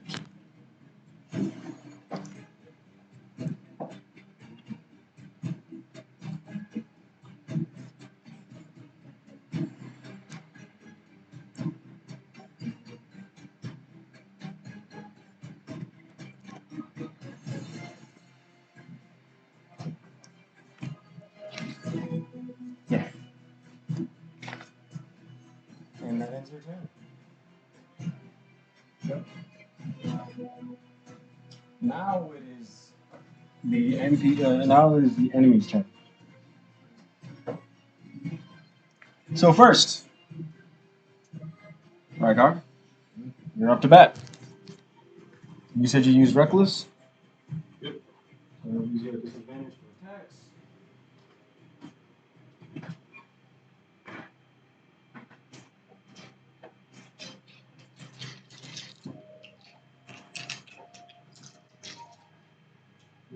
right. So, no, I'm gonna do this too much. So I can tell you outright, one attack lands. Ah, fuck. So one attack lands, does a 16? 16 hit? Nope. So one attack lands, 5 plus, I think it's 5 plus, okay. Huh? That one was fine. Yep, you lose 5 points of HP.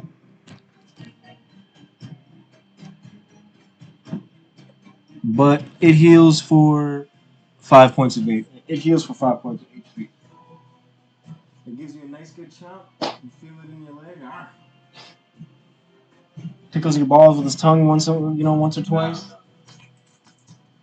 I mean, it healed just from the ball sweat coming off. It's like a nice when you bite out of you and you feel more of your life force being drained, but not significantly. It's kind of just like a. Yeah. I mean, to you, this is nothing.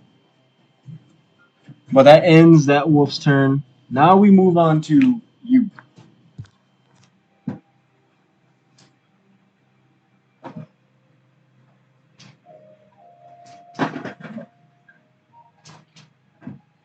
So, the direwolf alpha is going to attack you. It's going to attack you with advantage. Why? Because of its pack tactics ability.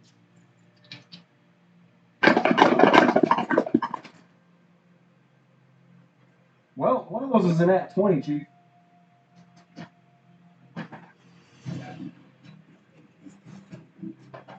So, one of those attacks land. I guarantee you. So one of those attack lands is going to be crit damage, which is going to be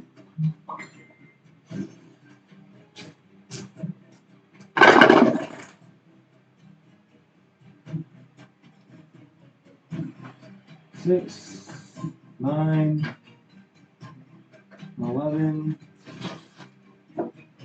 21. Okay, what? 21 points of lifesteal. It missed its first one, but unfortunately, it got you right where your armor was weak. Bit you damn near in the dick, and just got real deep in there. And when you felt the bite of the alpha, you felt your life force begin to fade. Like it was, you knew what that feeling was. It was the feeling of having your life force drained. So that's its attack. Next.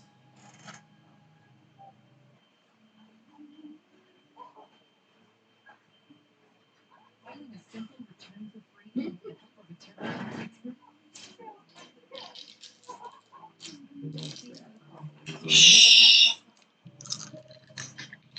So now the alpha is going to attack you at advantage. Not just at a normal advantage, an abundant advantage. More, to be more fair, a fuck you advantage. Ah. Because it's attacking from the side, and it's actually no, it only just attacking my basic damage. Yeah, I mean they have to be within. No, they're within 5 feet. If they're within 5 feet, they gain an bonus to an attack.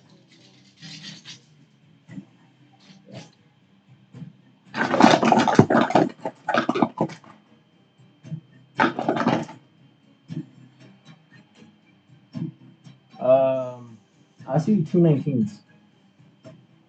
So 19 plus 5 is 24, right? Do any of those attacks land?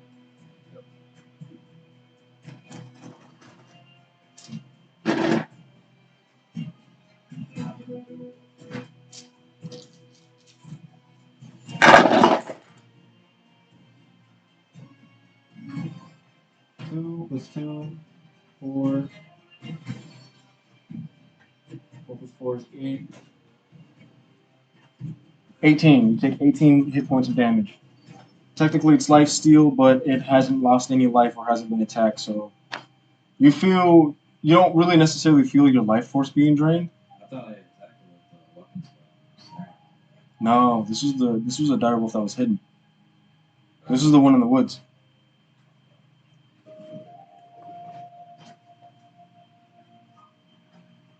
And that's that direwolf's turn. We now move to the weaker of the one direwolves.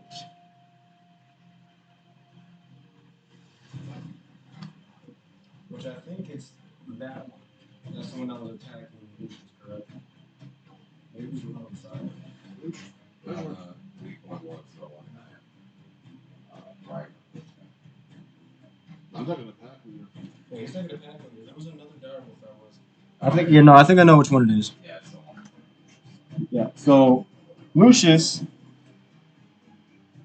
now is currently at a very precarious situation.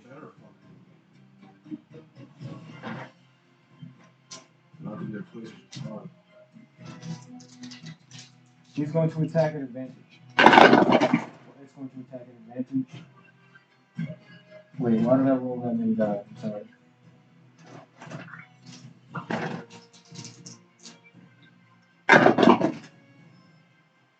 So, luckily enough, it tries to nab at Lucius, but it's almost as if Lucius has gone through this one too many a time and doesn't want his dick to get bitten. Which I don't know if anybody remembers that, but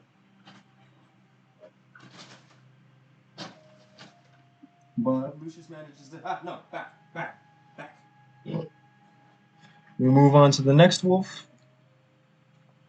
who also makes an attack at advantage. That one lands.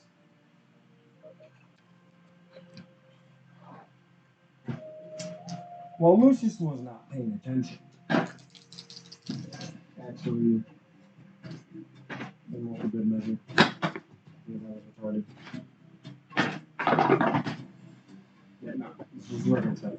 So, while Lucius wasn't paying attention, trying to avoid attacks and whatnot, he took 12 points of piercing damage.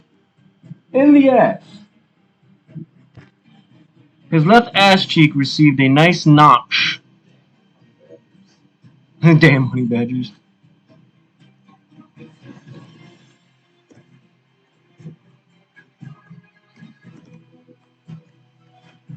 He received a nice notch on his boot behind.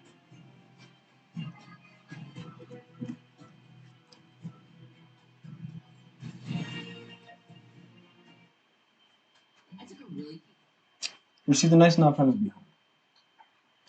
We now move on to the rest of them.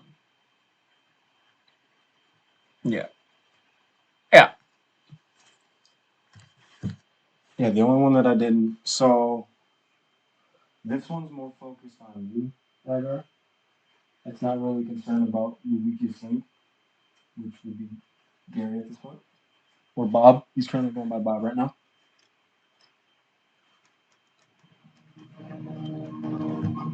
And now, you are at. Attack me from the side, so it'll be at disadvantage. Attack tactics, advantage.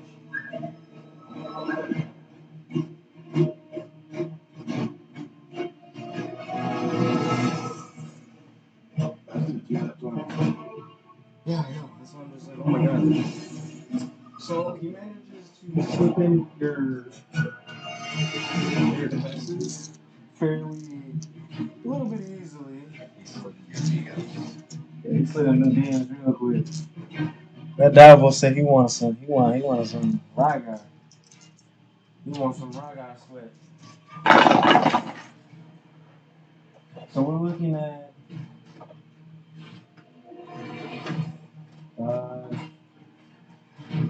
10, 11 points, 11, 12, 13, 14, 14 points, so 7. 14 points of piercing damage, half that's 7. From the direwolf. that attacked you from the side. That decided to.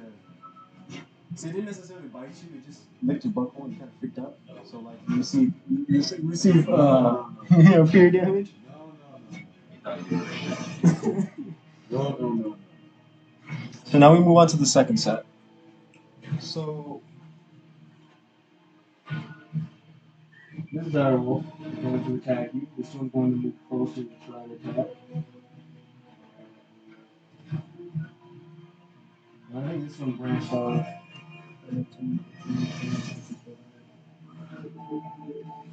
30, 35. Not within attacking range. Yeah, no, it's not. It's trying. One of the direwolves are trying to make their way towards Nyx and completely surround her. In a sense, it's not looking very good for her. She's alone and she's surrounded. So, but for the sake of what's going on, we will give the other one a chance to attack.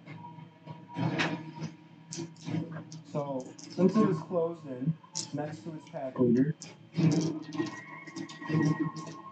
so that would already give it an advantage. I wouldn't say it's at a good range to be able to do anything wild. Is it 20 hit? Huh? 20? Yeah. Oh, no. So yeah, I was saying, no, it doesn't. No, I was like on that one. I was at the crit. So it manages to try and bite at you. You felt it, it felt it clamp on your armor. And you felt, like I said, you felt a brief pressure, but nothing too severe. Oh yeah, Vera.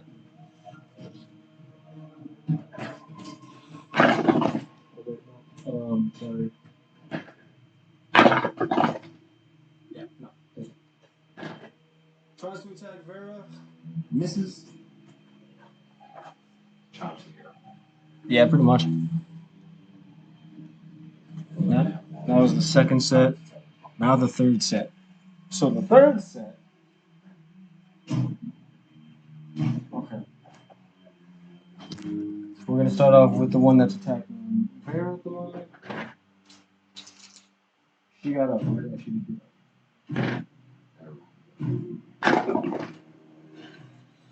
Sorry.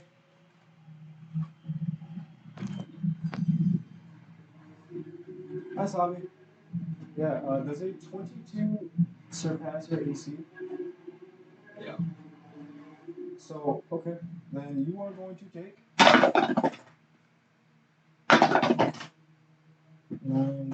You are going to take 12 points of damage, piercing damage.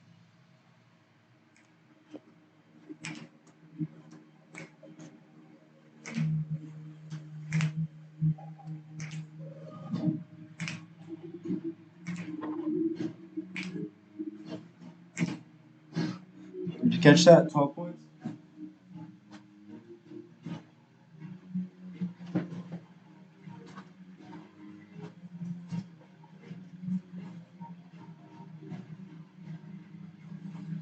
How much HP do you got?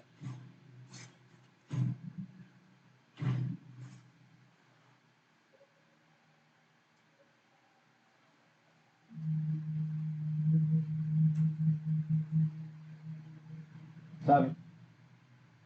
How much HP do you got?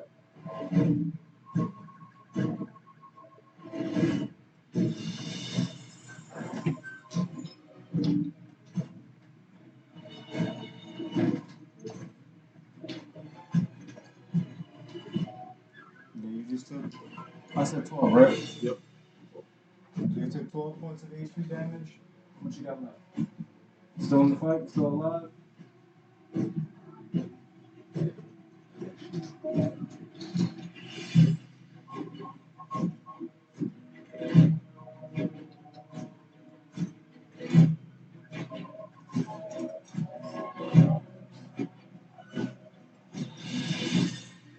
Well, remember Leandra healed you earlier.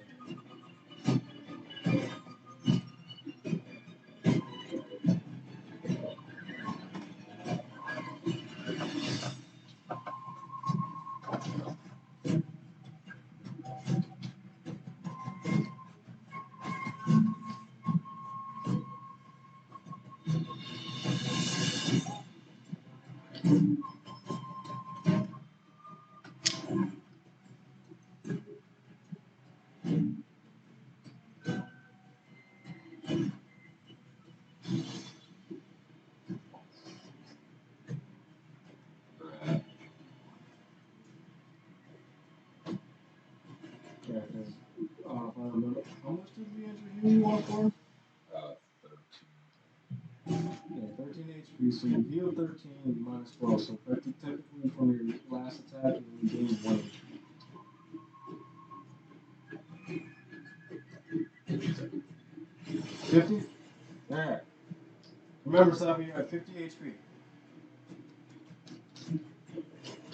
So now we roll for hits. Oh, wow. That's sad. That's sad on them. His attack don't land. That one does, though.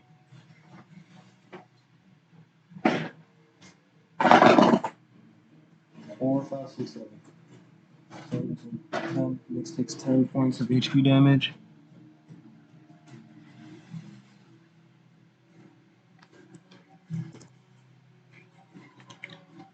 And that concludes this round.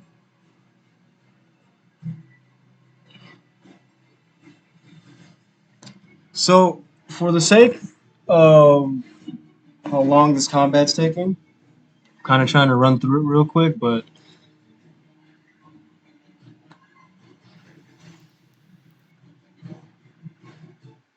so for the sake of this, how long this combat's taking, let's all take a brief break. We will be right back.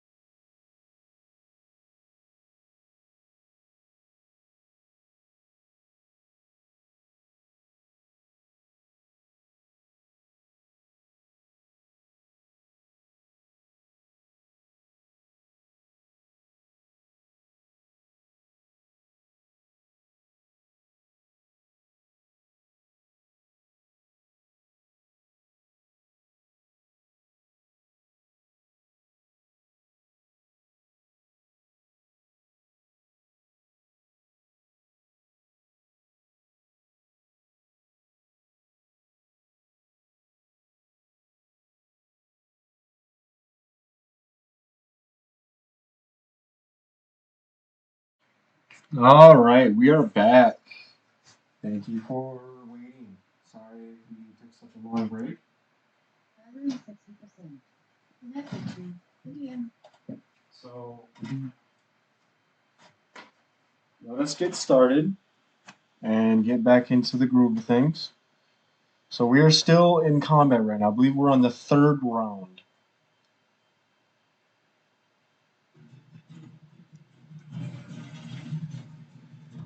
So we now switch back to Rygar. Rygar is currently your turn. You're up to bat. Still reading.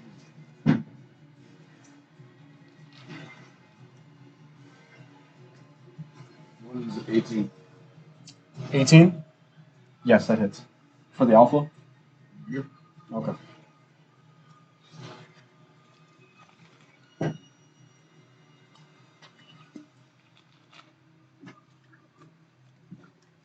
Another 8 points of damage for the first attack. 8 points of damage for the first attack.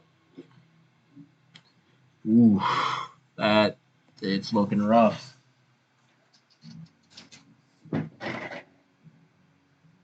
That's it. What was it? I got 4 and 1. Oh.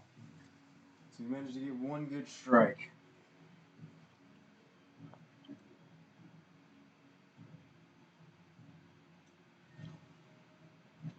Yeah. So you managed to land a good strike, and I want you to roll just a base d20 for me. 15. All right. Roll 1d6 fire damage. Every 2.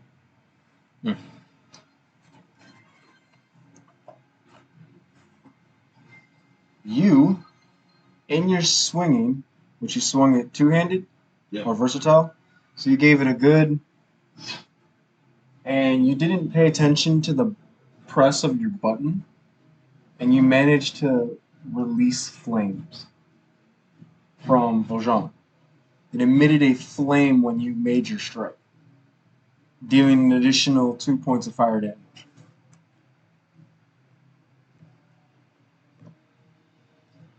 Ineptly,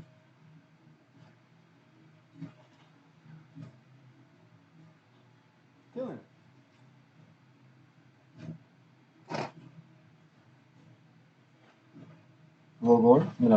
Rygar, you killed the Alpha Direwolf with that one swing. It didn't. After you gave it a nice good slash across the face, and it felt its burn,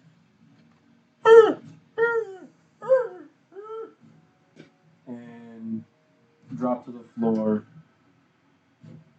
lifeless as a lifeless body, and just rests there. That kill managed to send a brief amount of panic amongst this group of direwolves, to which, because of that, they readjust. They readjust just a little bit and enter a slight defensive stance. When they do that, Rygar, roll a d20. Huh? 7. Okay, so roll for attack. I'm sorry. That'd be 7 plus. That means 14 down. Okay, so you do hit. Roll for damage.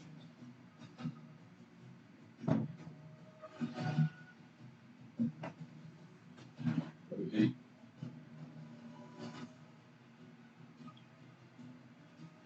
Alright, 8.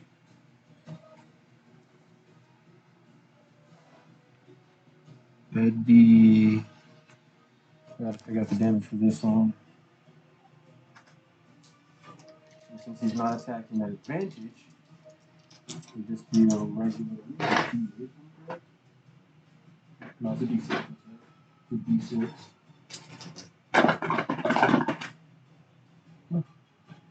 5, 6, 7. So that's 7 points of damage. plus 8.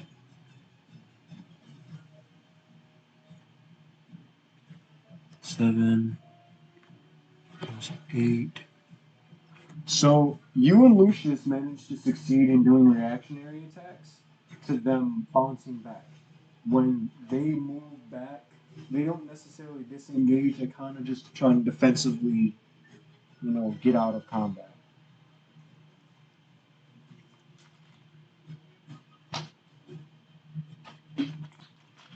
But since they didn't disengage, they were too busy panicking because of what happened to the Alpha. They managed to back up. So that left a nice little opportunity. But now they've entered a defensive stance, which makes it so that all attacks against them will be done at disadvantage. Because they're now kind of just trying to protect each other as best as they can. But they also attack at a disadvantage because they're attacking defensively. They no longer have the pack tactics advantage.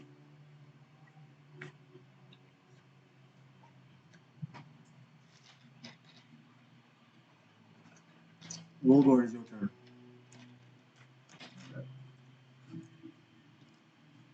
Attack the leader. One of the leaders? Which one? The one to your right or the one ahead of you? The one at me. Yeah, you don't want to give that advantage. Get smacked for full fucking damage.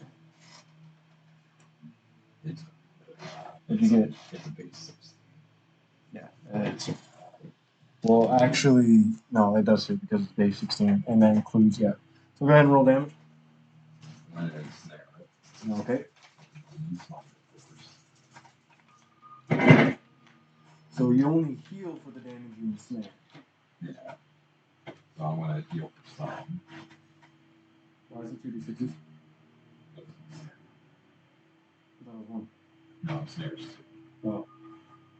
That's right. Now remember, you still have your shield. Your shield is very special. You remember why your shield is special? I'll bet you did. You can increase the range of your weapon by connecting your shield together with your whip, but in doing so, you lose your AC advantage because you have to pretty much utilize your whip as not a weapon. Shield. Yeah, you're pretty much using your shield and whip together as one weapon. I've heard you got that ability. Yeah, he also can increase the damage of his ensnare when he does so. But instead of having that base 22 AC, 19. Yeah. Well, you know if I can do that. Okay, so you do that. You decide to. So when you do your attack, which it doesn't take necessarily an action, it's just a quick little, and you snap it onto your tower shield, or to the top of your tower shield. Your blade does your whip or your bladed whip does a little, and you can hear mechanisms going off. And this is really your first time really using this in battle. So when you do it, your shield kind of blends to your arm into in a sense, like a weapon. But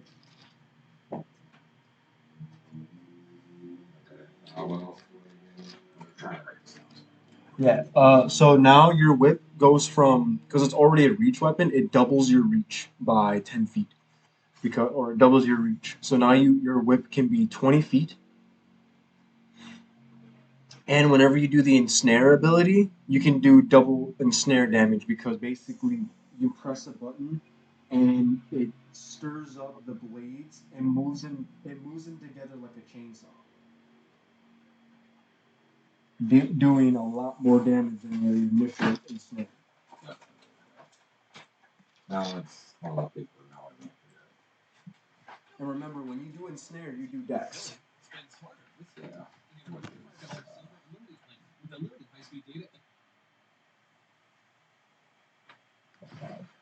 We're not listening to peaceful music. This is not a peaceful moment. Oh no. Turn on some Doom music right now. I'll just play Dark Souls.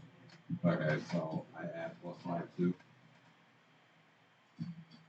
Hold on. Right now it's +8 because I got the proficiency. Okay, so So now since you have done that, you currently have 19 AC. yeah. Okay, let's add this real quick. 14 plus 8 plus 22 plus 7, 29. 35 damage. So you managed to utilize ensnare, or actually no, yeah. Did you do Did you do a dex roll?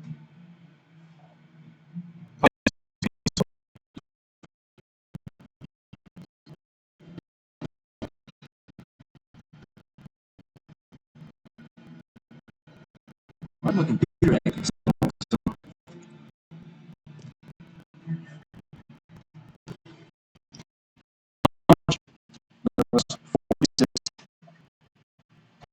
branding smite. So you heal for 46, and your branding smite has its own damage. So 46 plus 3d8. So how much damage?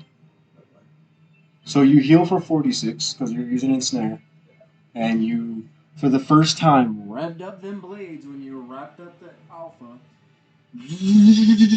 and just the blades moved at such a furious speed, you can hear the as you're sawing into it, and then you apply a holy, or you apply branding smite, which you do lose your you utilize a spell slot for that. By the way, remember that. I have no more.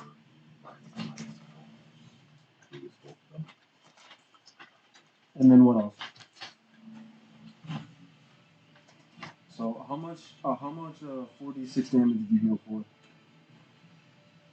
46. Yeah, you heal 46 damage. It was 6 plus 7, 13.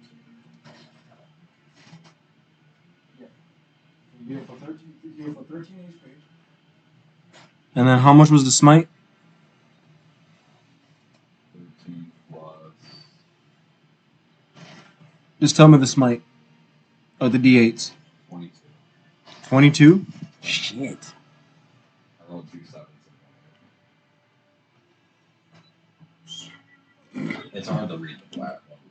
So when you managed to do that ability, it reeled the smite, the ensnare didn't do as much. It was like and the smite really just the holy damage that happened afterwards. You heard a lot of very loudly because of the amount of pain you inflicted upon them. We now move to Savi. It is your turn.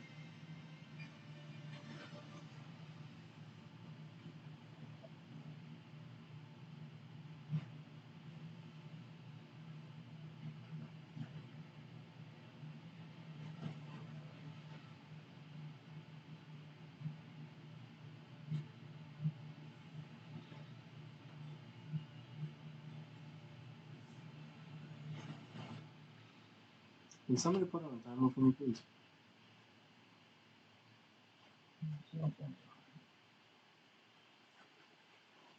Savi, you have, I'd say, 30 seconds to make a choice.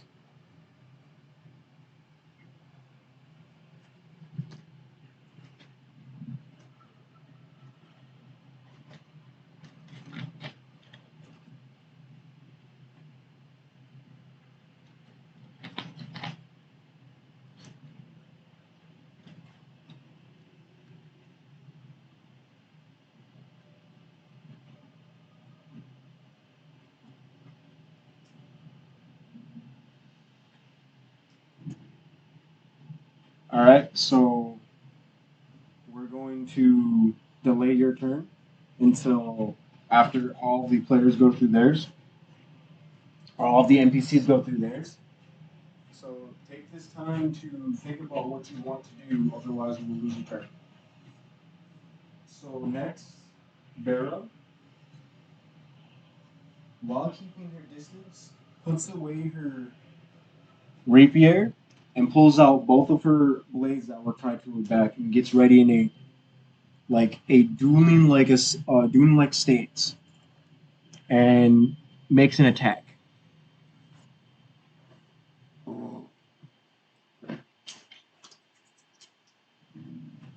I don't think she doesn't have any abilities that will allow her to. No, she doesn't have anything like that. So yeah, that hits.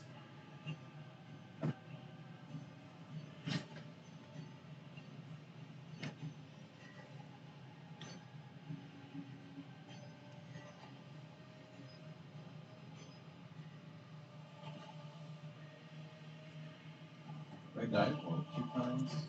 Oh no, you didn't roll for your second attack, did you? No, I don't think I did. No. All right, so roll for your second attack, or roll for whatever you want to do. Do I still have Brandon's life? No, that's gone. You can only use that once. We don't have D6s. Yeah. Metal or normal?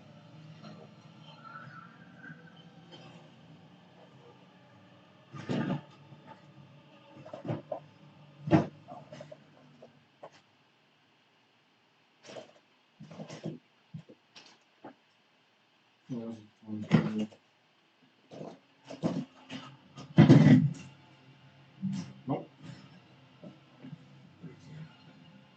Ooh, that. No, that actually doesn't. You're attacking Alpha, right? Yeah. Nope.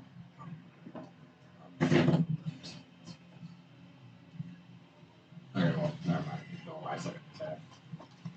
Ah, Ignore my second attack again. back to normal. So we go back to Vera, who was about to do a. She's going to try and.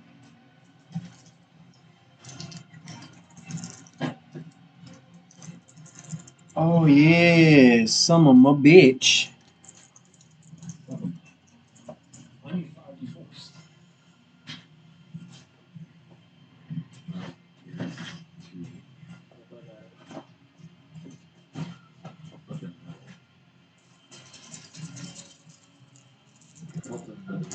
But they're metal. I'm missing. Oh. 1, that's 4, 5, 6, 7, 8, 9, 10, 11. Can someone add 11 plus 16? So, in her stance, she manages to do something interesting while also like yelling in Elven. Is there anyone here that speaks Elven? No. There is, but they're half asleep right now. I speak Elven. Oh, you speak Elven? I was dwarves and Elven. So you hear a Elvish war chant. It goes by it's more of it's not common. You won't know what it means because you're not from or you're not a part of her culture. It won't make it won't make sense to you, but you understand what she's saying. She's saying she says blood must flow, or blood must flow. Blood makes us whole, and she enters her other state, or she enters the same stance but in a different saying. So to you, it doesn't make sense, but that's what she yelled out. Now we move on to the next turn. With how much damage was that?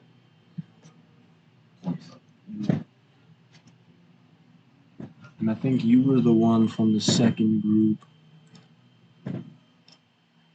So 27? Yeah.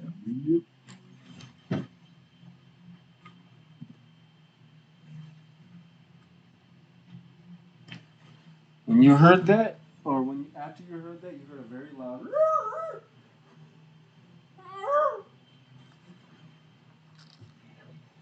So now we move on to the next. We have Lucius now. It's his turn to trying to batter up.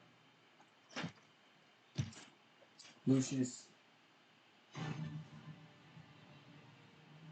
kind of tries to carefully engage in a defensive like stance,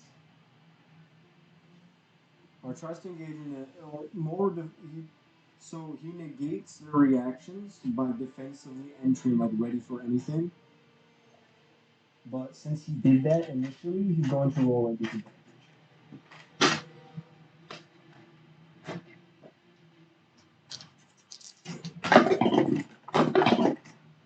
Yeah, no, he does not like it. He makes a quick little and he's just kind of trying to carefully attack. But Leandra, on the other hand, more confident in her battling or her battle abilities, enters the fray. Now, because of that, the Donald is going to attack at a disadvantage, to which he fails his attack. It fails its attack. But now Leandra is up and able to attack. She is going to swing with her mace.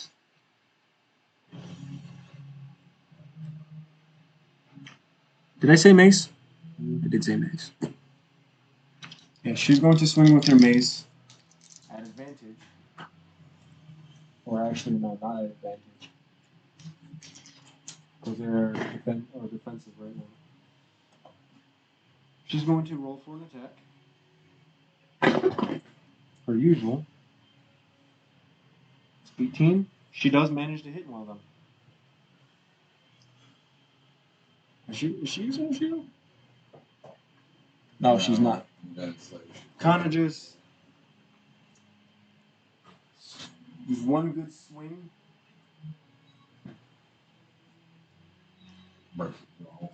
No. Doesn't break the jaw, but she does land an attack. It's 1d6. It's 12. Lands for 12. 12 bludgeoning damage.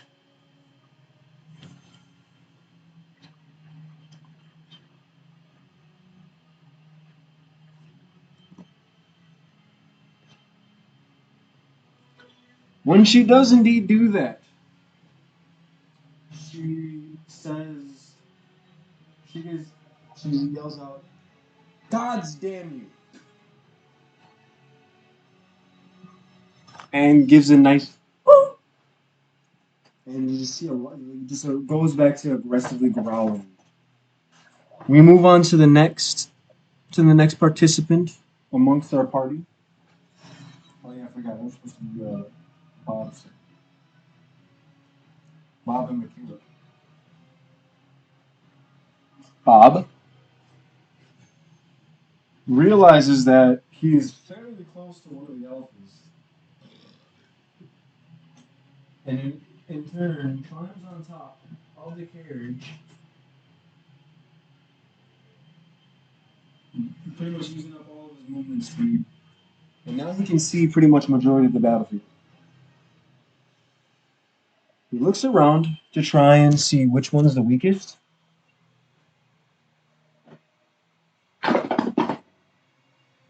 That's terrible. And he's looking around, he's indecisive at the moment, so he just picks a random one, which, 1, 2, 3,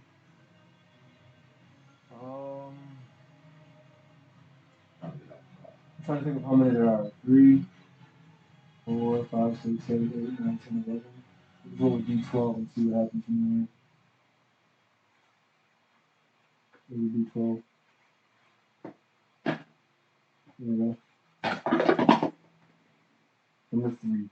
Attacks that one in the corner.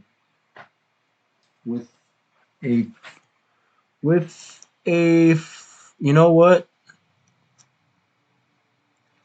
He has enough so he can cast it again. He's going to cast Catapult. You find a little item that he can use. Waves his hand a little bit. Fires off a round. It has to make a defensive, or it has to make a dex save. And since it was not prepared for the catapult, or wasn't even aware of him doing that, he fails. And receives a 3. Actually, no, I think he was supposed to. No, that was supposed to be a roll for attack. Oops. Yeah, it's yes, it hits. So it hits, and now he takes. Oh, that poor little wolf just takes 2d8 catapult damage, or not catapult, but bludgeoning damage. 8 plus 7. Yeah, be 15. Takes 15 plus 8 again. Takes 23 damage.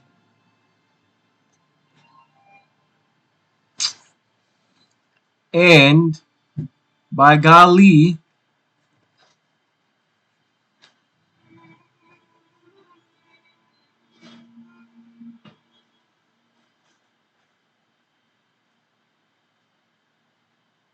send it flying. Little rock penetrates or breaks through the skull of the direwolf, and it didn't have much of a time to react. It shook a little bit, blood pouring throughout its face, and drops to the floor. Oh. Doesn't even make a sound.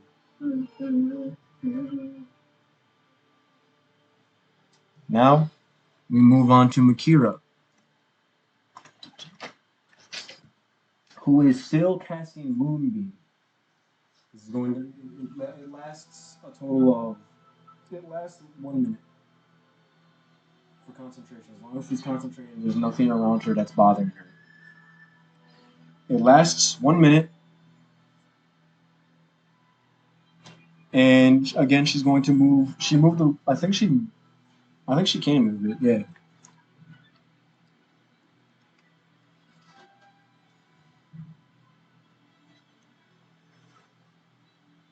Yeah. So she moved it closer to them, or I mean, just a wee bit closer so it hits them, but does not hit anyone in the party. They need to roll con saves. Yes, they need to roll con saves of 14 or higher.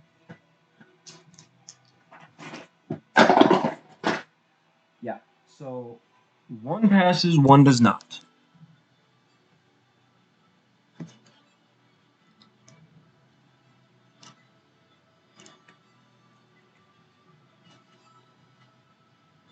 Yes, one passes, one does not. So one takes half damage while the other one does not. You're going to roll 2d10. I can find them. There we go.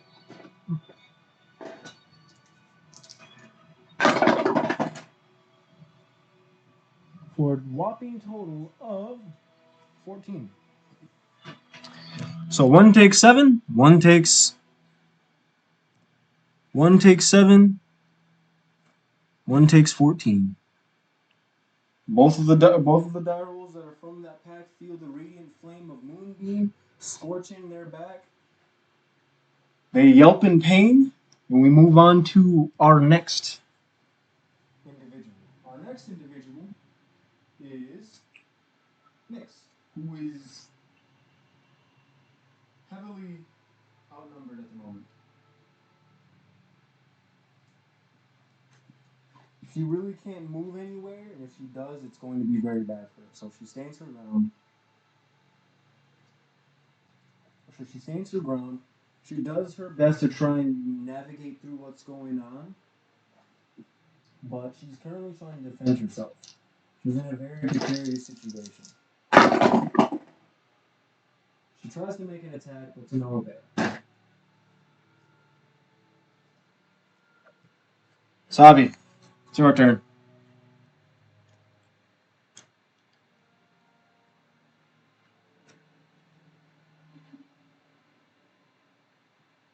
Someone look up Sabi for me. Oh wait, no, she can actually attack again.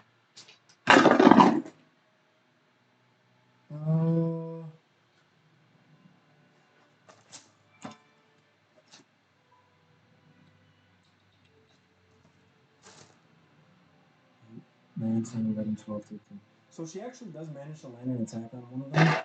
She attacks the one that's closest to her. It's 3.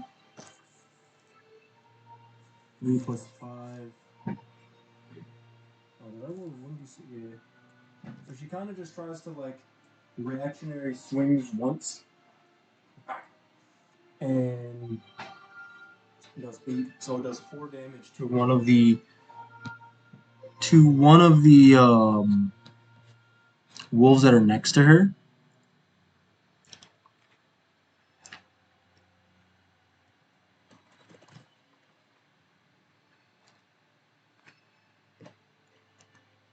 But no matter what, she's still no matter what, this looks bad for her. This is not going to go well if this continues on. So we move on to Sabi. Sabi. Savannah.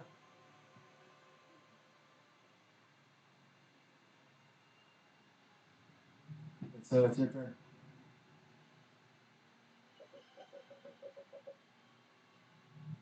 Are you, is this your way of showing me that you're trying to skip your turn? You gotta tell me what you're doing, man.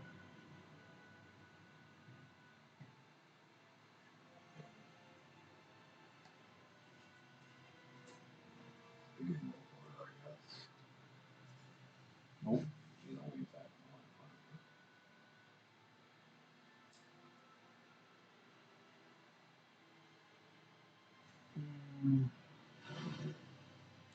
She's technically close to 2 of them at the moment.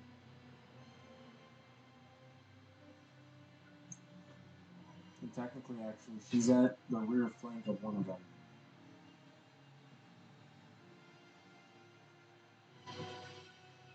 Sabi, I need you to do something, man. You're up to bat.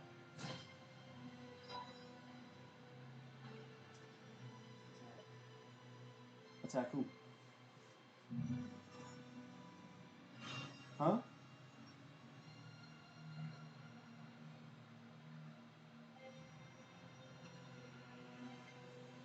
Pick a number between 1 and 2.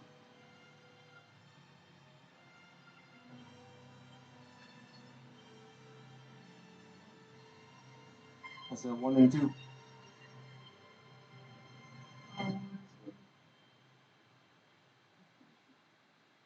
Pick a number between 1 and 2. 1. Okay, so you attack the one in front of you. I need you to roll a d20.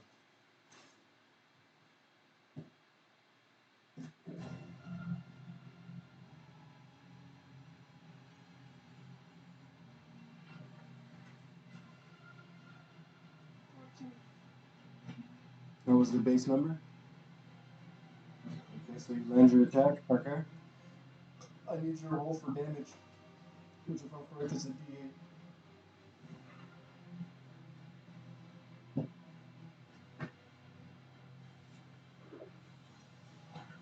it's 2. 2 plus what? 7. Would be 9.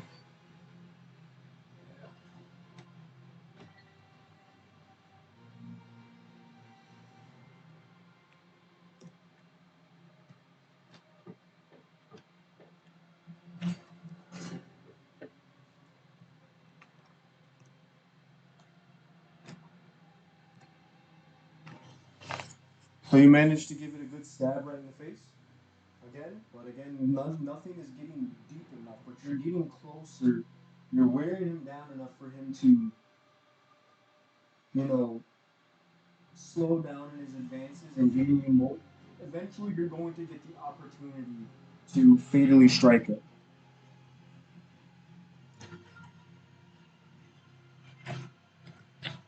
But that is your turn. We move towards the wolves now. The first direwolf alpha is dead, courtesy of Rygar. We now jump to the first direwolf. So this direwolf is going to attack. 2 attacks at advantage. Or both at advantage. Not as advantageous as a couple of the other ones, but advantageous regardless.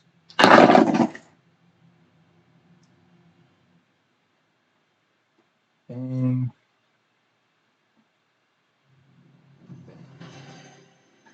So we have. And you're at 19 now, right? Because of the, okay, so both of those attacks land. For sure. Both of those attacks land.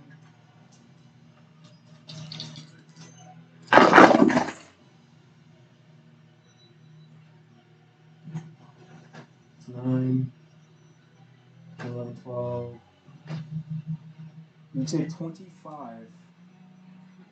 You lose 25 hit points of piercing damage. Along with feeling your life force fade, it also heals 25 life points in damage. It's almost like you're fighting your cousins or something. Did you train these divers? Now we go to the other one. Pretty much. Now this one's attacking you at an additional advantage along with the path tactics ability.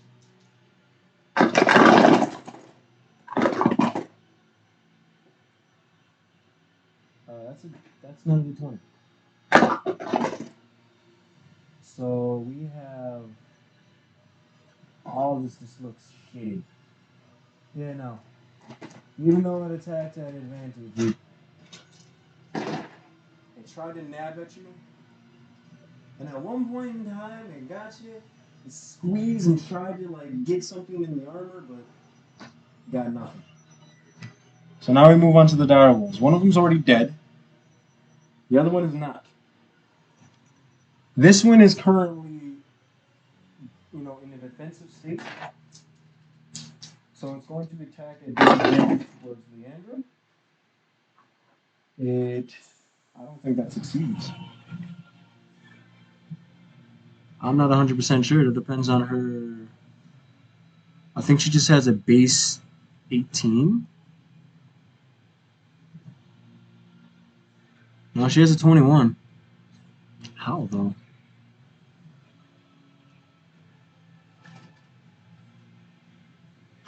Oh, she does have a shield. That's right. I forgot about that. It's called the Angel's Construct. It's a shield that changes form at will. So no, does not land her attack. Does not land its attack. We move on to the next one. Who tries to defensively nab at Lucius? Well, luckily enough, it was at a disadvantage, or that would have really fucking sucked. And misses its attack though. At least it was an at 20.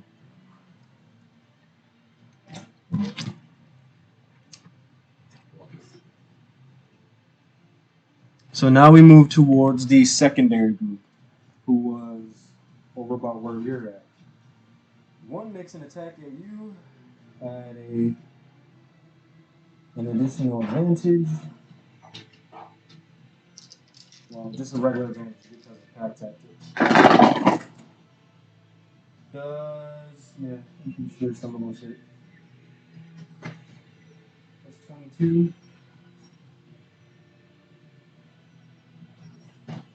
22 and 20. 20 hit. Hit. Wait, no. Sorry. Only one of them. My bad. It's not dual attacking because it's not the alpha. You take 12 hit points of damage.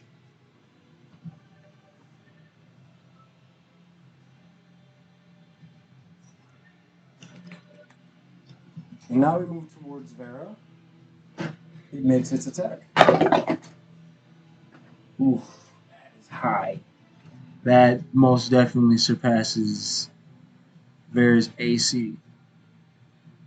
Yeah, that is high. So, Vera takes a nice, decent chunk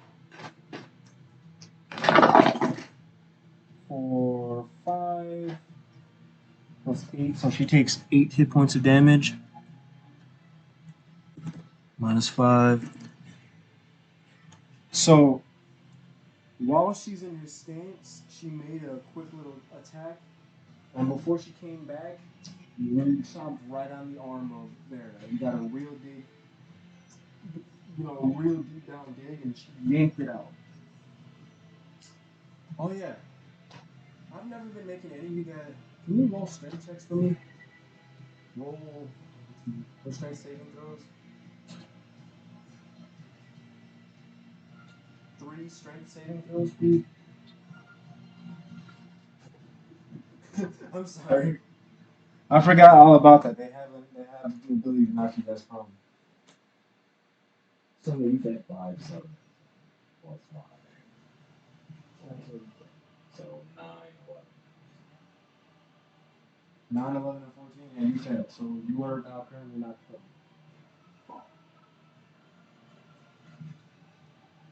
Feasting on They're going to. Which means technically, I'm not even gonna worry about that. So she also failed. So the direwolf pulled her to the ground while she did that and managed to push it off. I don't think Lucius got struck, right? No. Because it was a nat 1. Mm-hmm. And now we move towards the attacking team in the forest. So, oh yeah, I forgot about one of them is from that group. Not close enough. So this one's trying to get good ground, and it does succeed in managing to. Okay, so Nyx is aware of her situation. Unfortunately, takes a reactionary attack from several of them. One lands.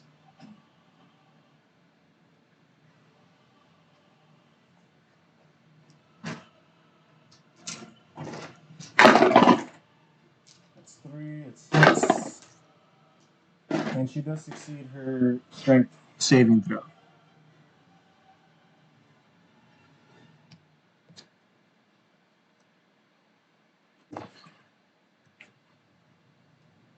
And as of this moment in time, she senses Nyx is starting to feel a little threatened. And it's beginning to,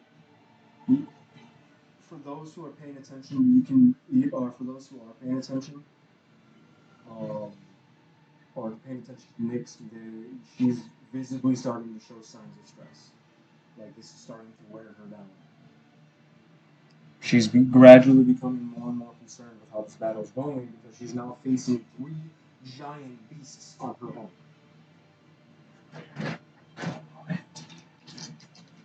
Yeah, you're facing 2 alphas along with one of its pack buddies. So now all 3 of them are going to attack. One at regular advantage. Hits. And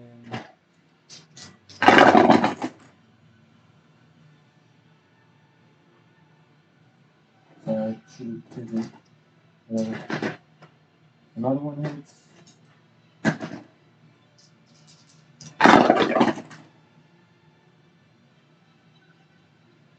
And that one hits at half damage.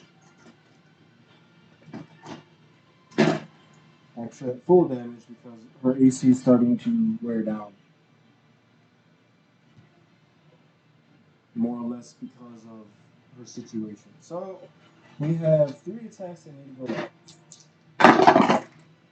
That's 4 plus 3 is 7. Yeah.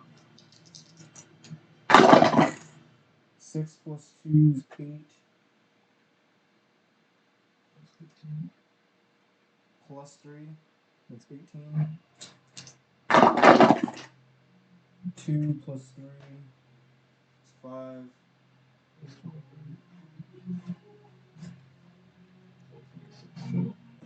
Yes. Nyx is not doing hot at all. She got munched on by several.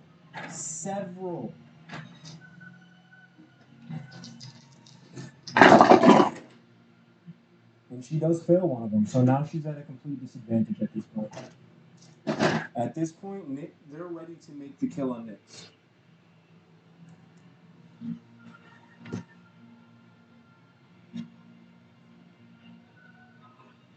As of this moment in time, the situation looks dire. At least for Knicks. Dire. Not good. Yeah, dire. And it seems like a lot of the members seem to be, or at least three of the members are prone. They gotta taste that Dragonborn blood. Huh? They gotta taste the Dragonborn blood.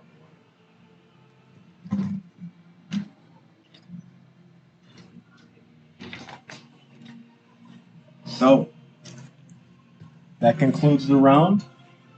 But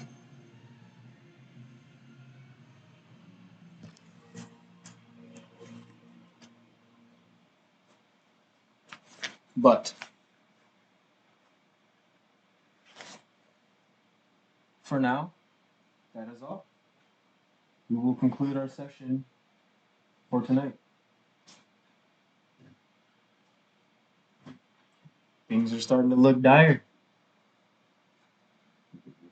Things are starting to look dire for everybody. This is starting to not look good.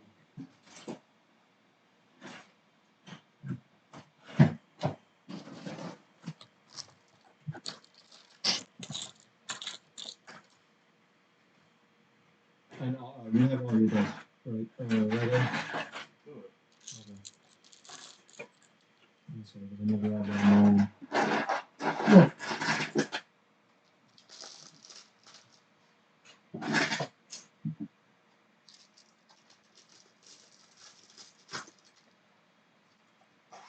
So how does it feel knowing that only 2 out of 12 DIrewolves are dead right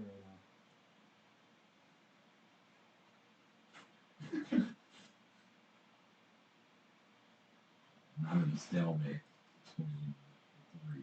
now? Oh, if you're definitely gonna want to get up. Oh, I'm definitely gonna get off, but I'm gonna need some, otherwise it's just gonna be fucking stalemate until I die. It depends, especially like in the context of what's going on. Like I think Nyx has it worse. Oh yeah, she definitely has a work. She can't even get so. Almost like you burn over there next session. I'm gonna run over there. Yeah, I can at least hold my. Well, I'm gonna tell Gary to help Leander and let's just do what they're doing and then we'll run over by it. Gary right now, so he'll probably try his best to try and help. Because I'm gonna have him tell him to help those who are alive over help out Nyx. Because Nyx doesn't have the pattern, so it should be a lot easier to get rid of them. Yeah, I can at least hold my ground so you guys can come help me. Yeah, so this is intense. 'Cause I didn't even use my. And just think about this. If we did the AC rule right now, we're on round 4. People's AC would have already been dropping by now. Especially with the amount of damage you two have been taking, the AC would have dropped. Their AC would have dropped down to at least a 10 by now. Like, I will not drop your AC anything lower than. Oh, dude, yeah, no, he would have been done. Crit, immediate AC drop. The amount of damage you're taking, AC drop. Like, yeah, no, you're fucked, kid. DIrewolves was taking a lot. I'm dealing with a good amount of damage too. I'm saying that DIrewolves, he took a lot. So I'm gonna save that there. I took a few good. No, I took all the good myself. Yeah, just kind of just picture it for right now, so I can remember how. Oh, so I took some pictures. I mean, and even then, I think I might take a. Oh, from the Naga. Actually, a friendly Naga, he got me fucked up. A female Naga. But anyway, so I'm pretty much gonna end here. All right, everybody. I appreciate your viewing. I appreciate you for taking the time to watch the channel. I really hope you enjoyed the video.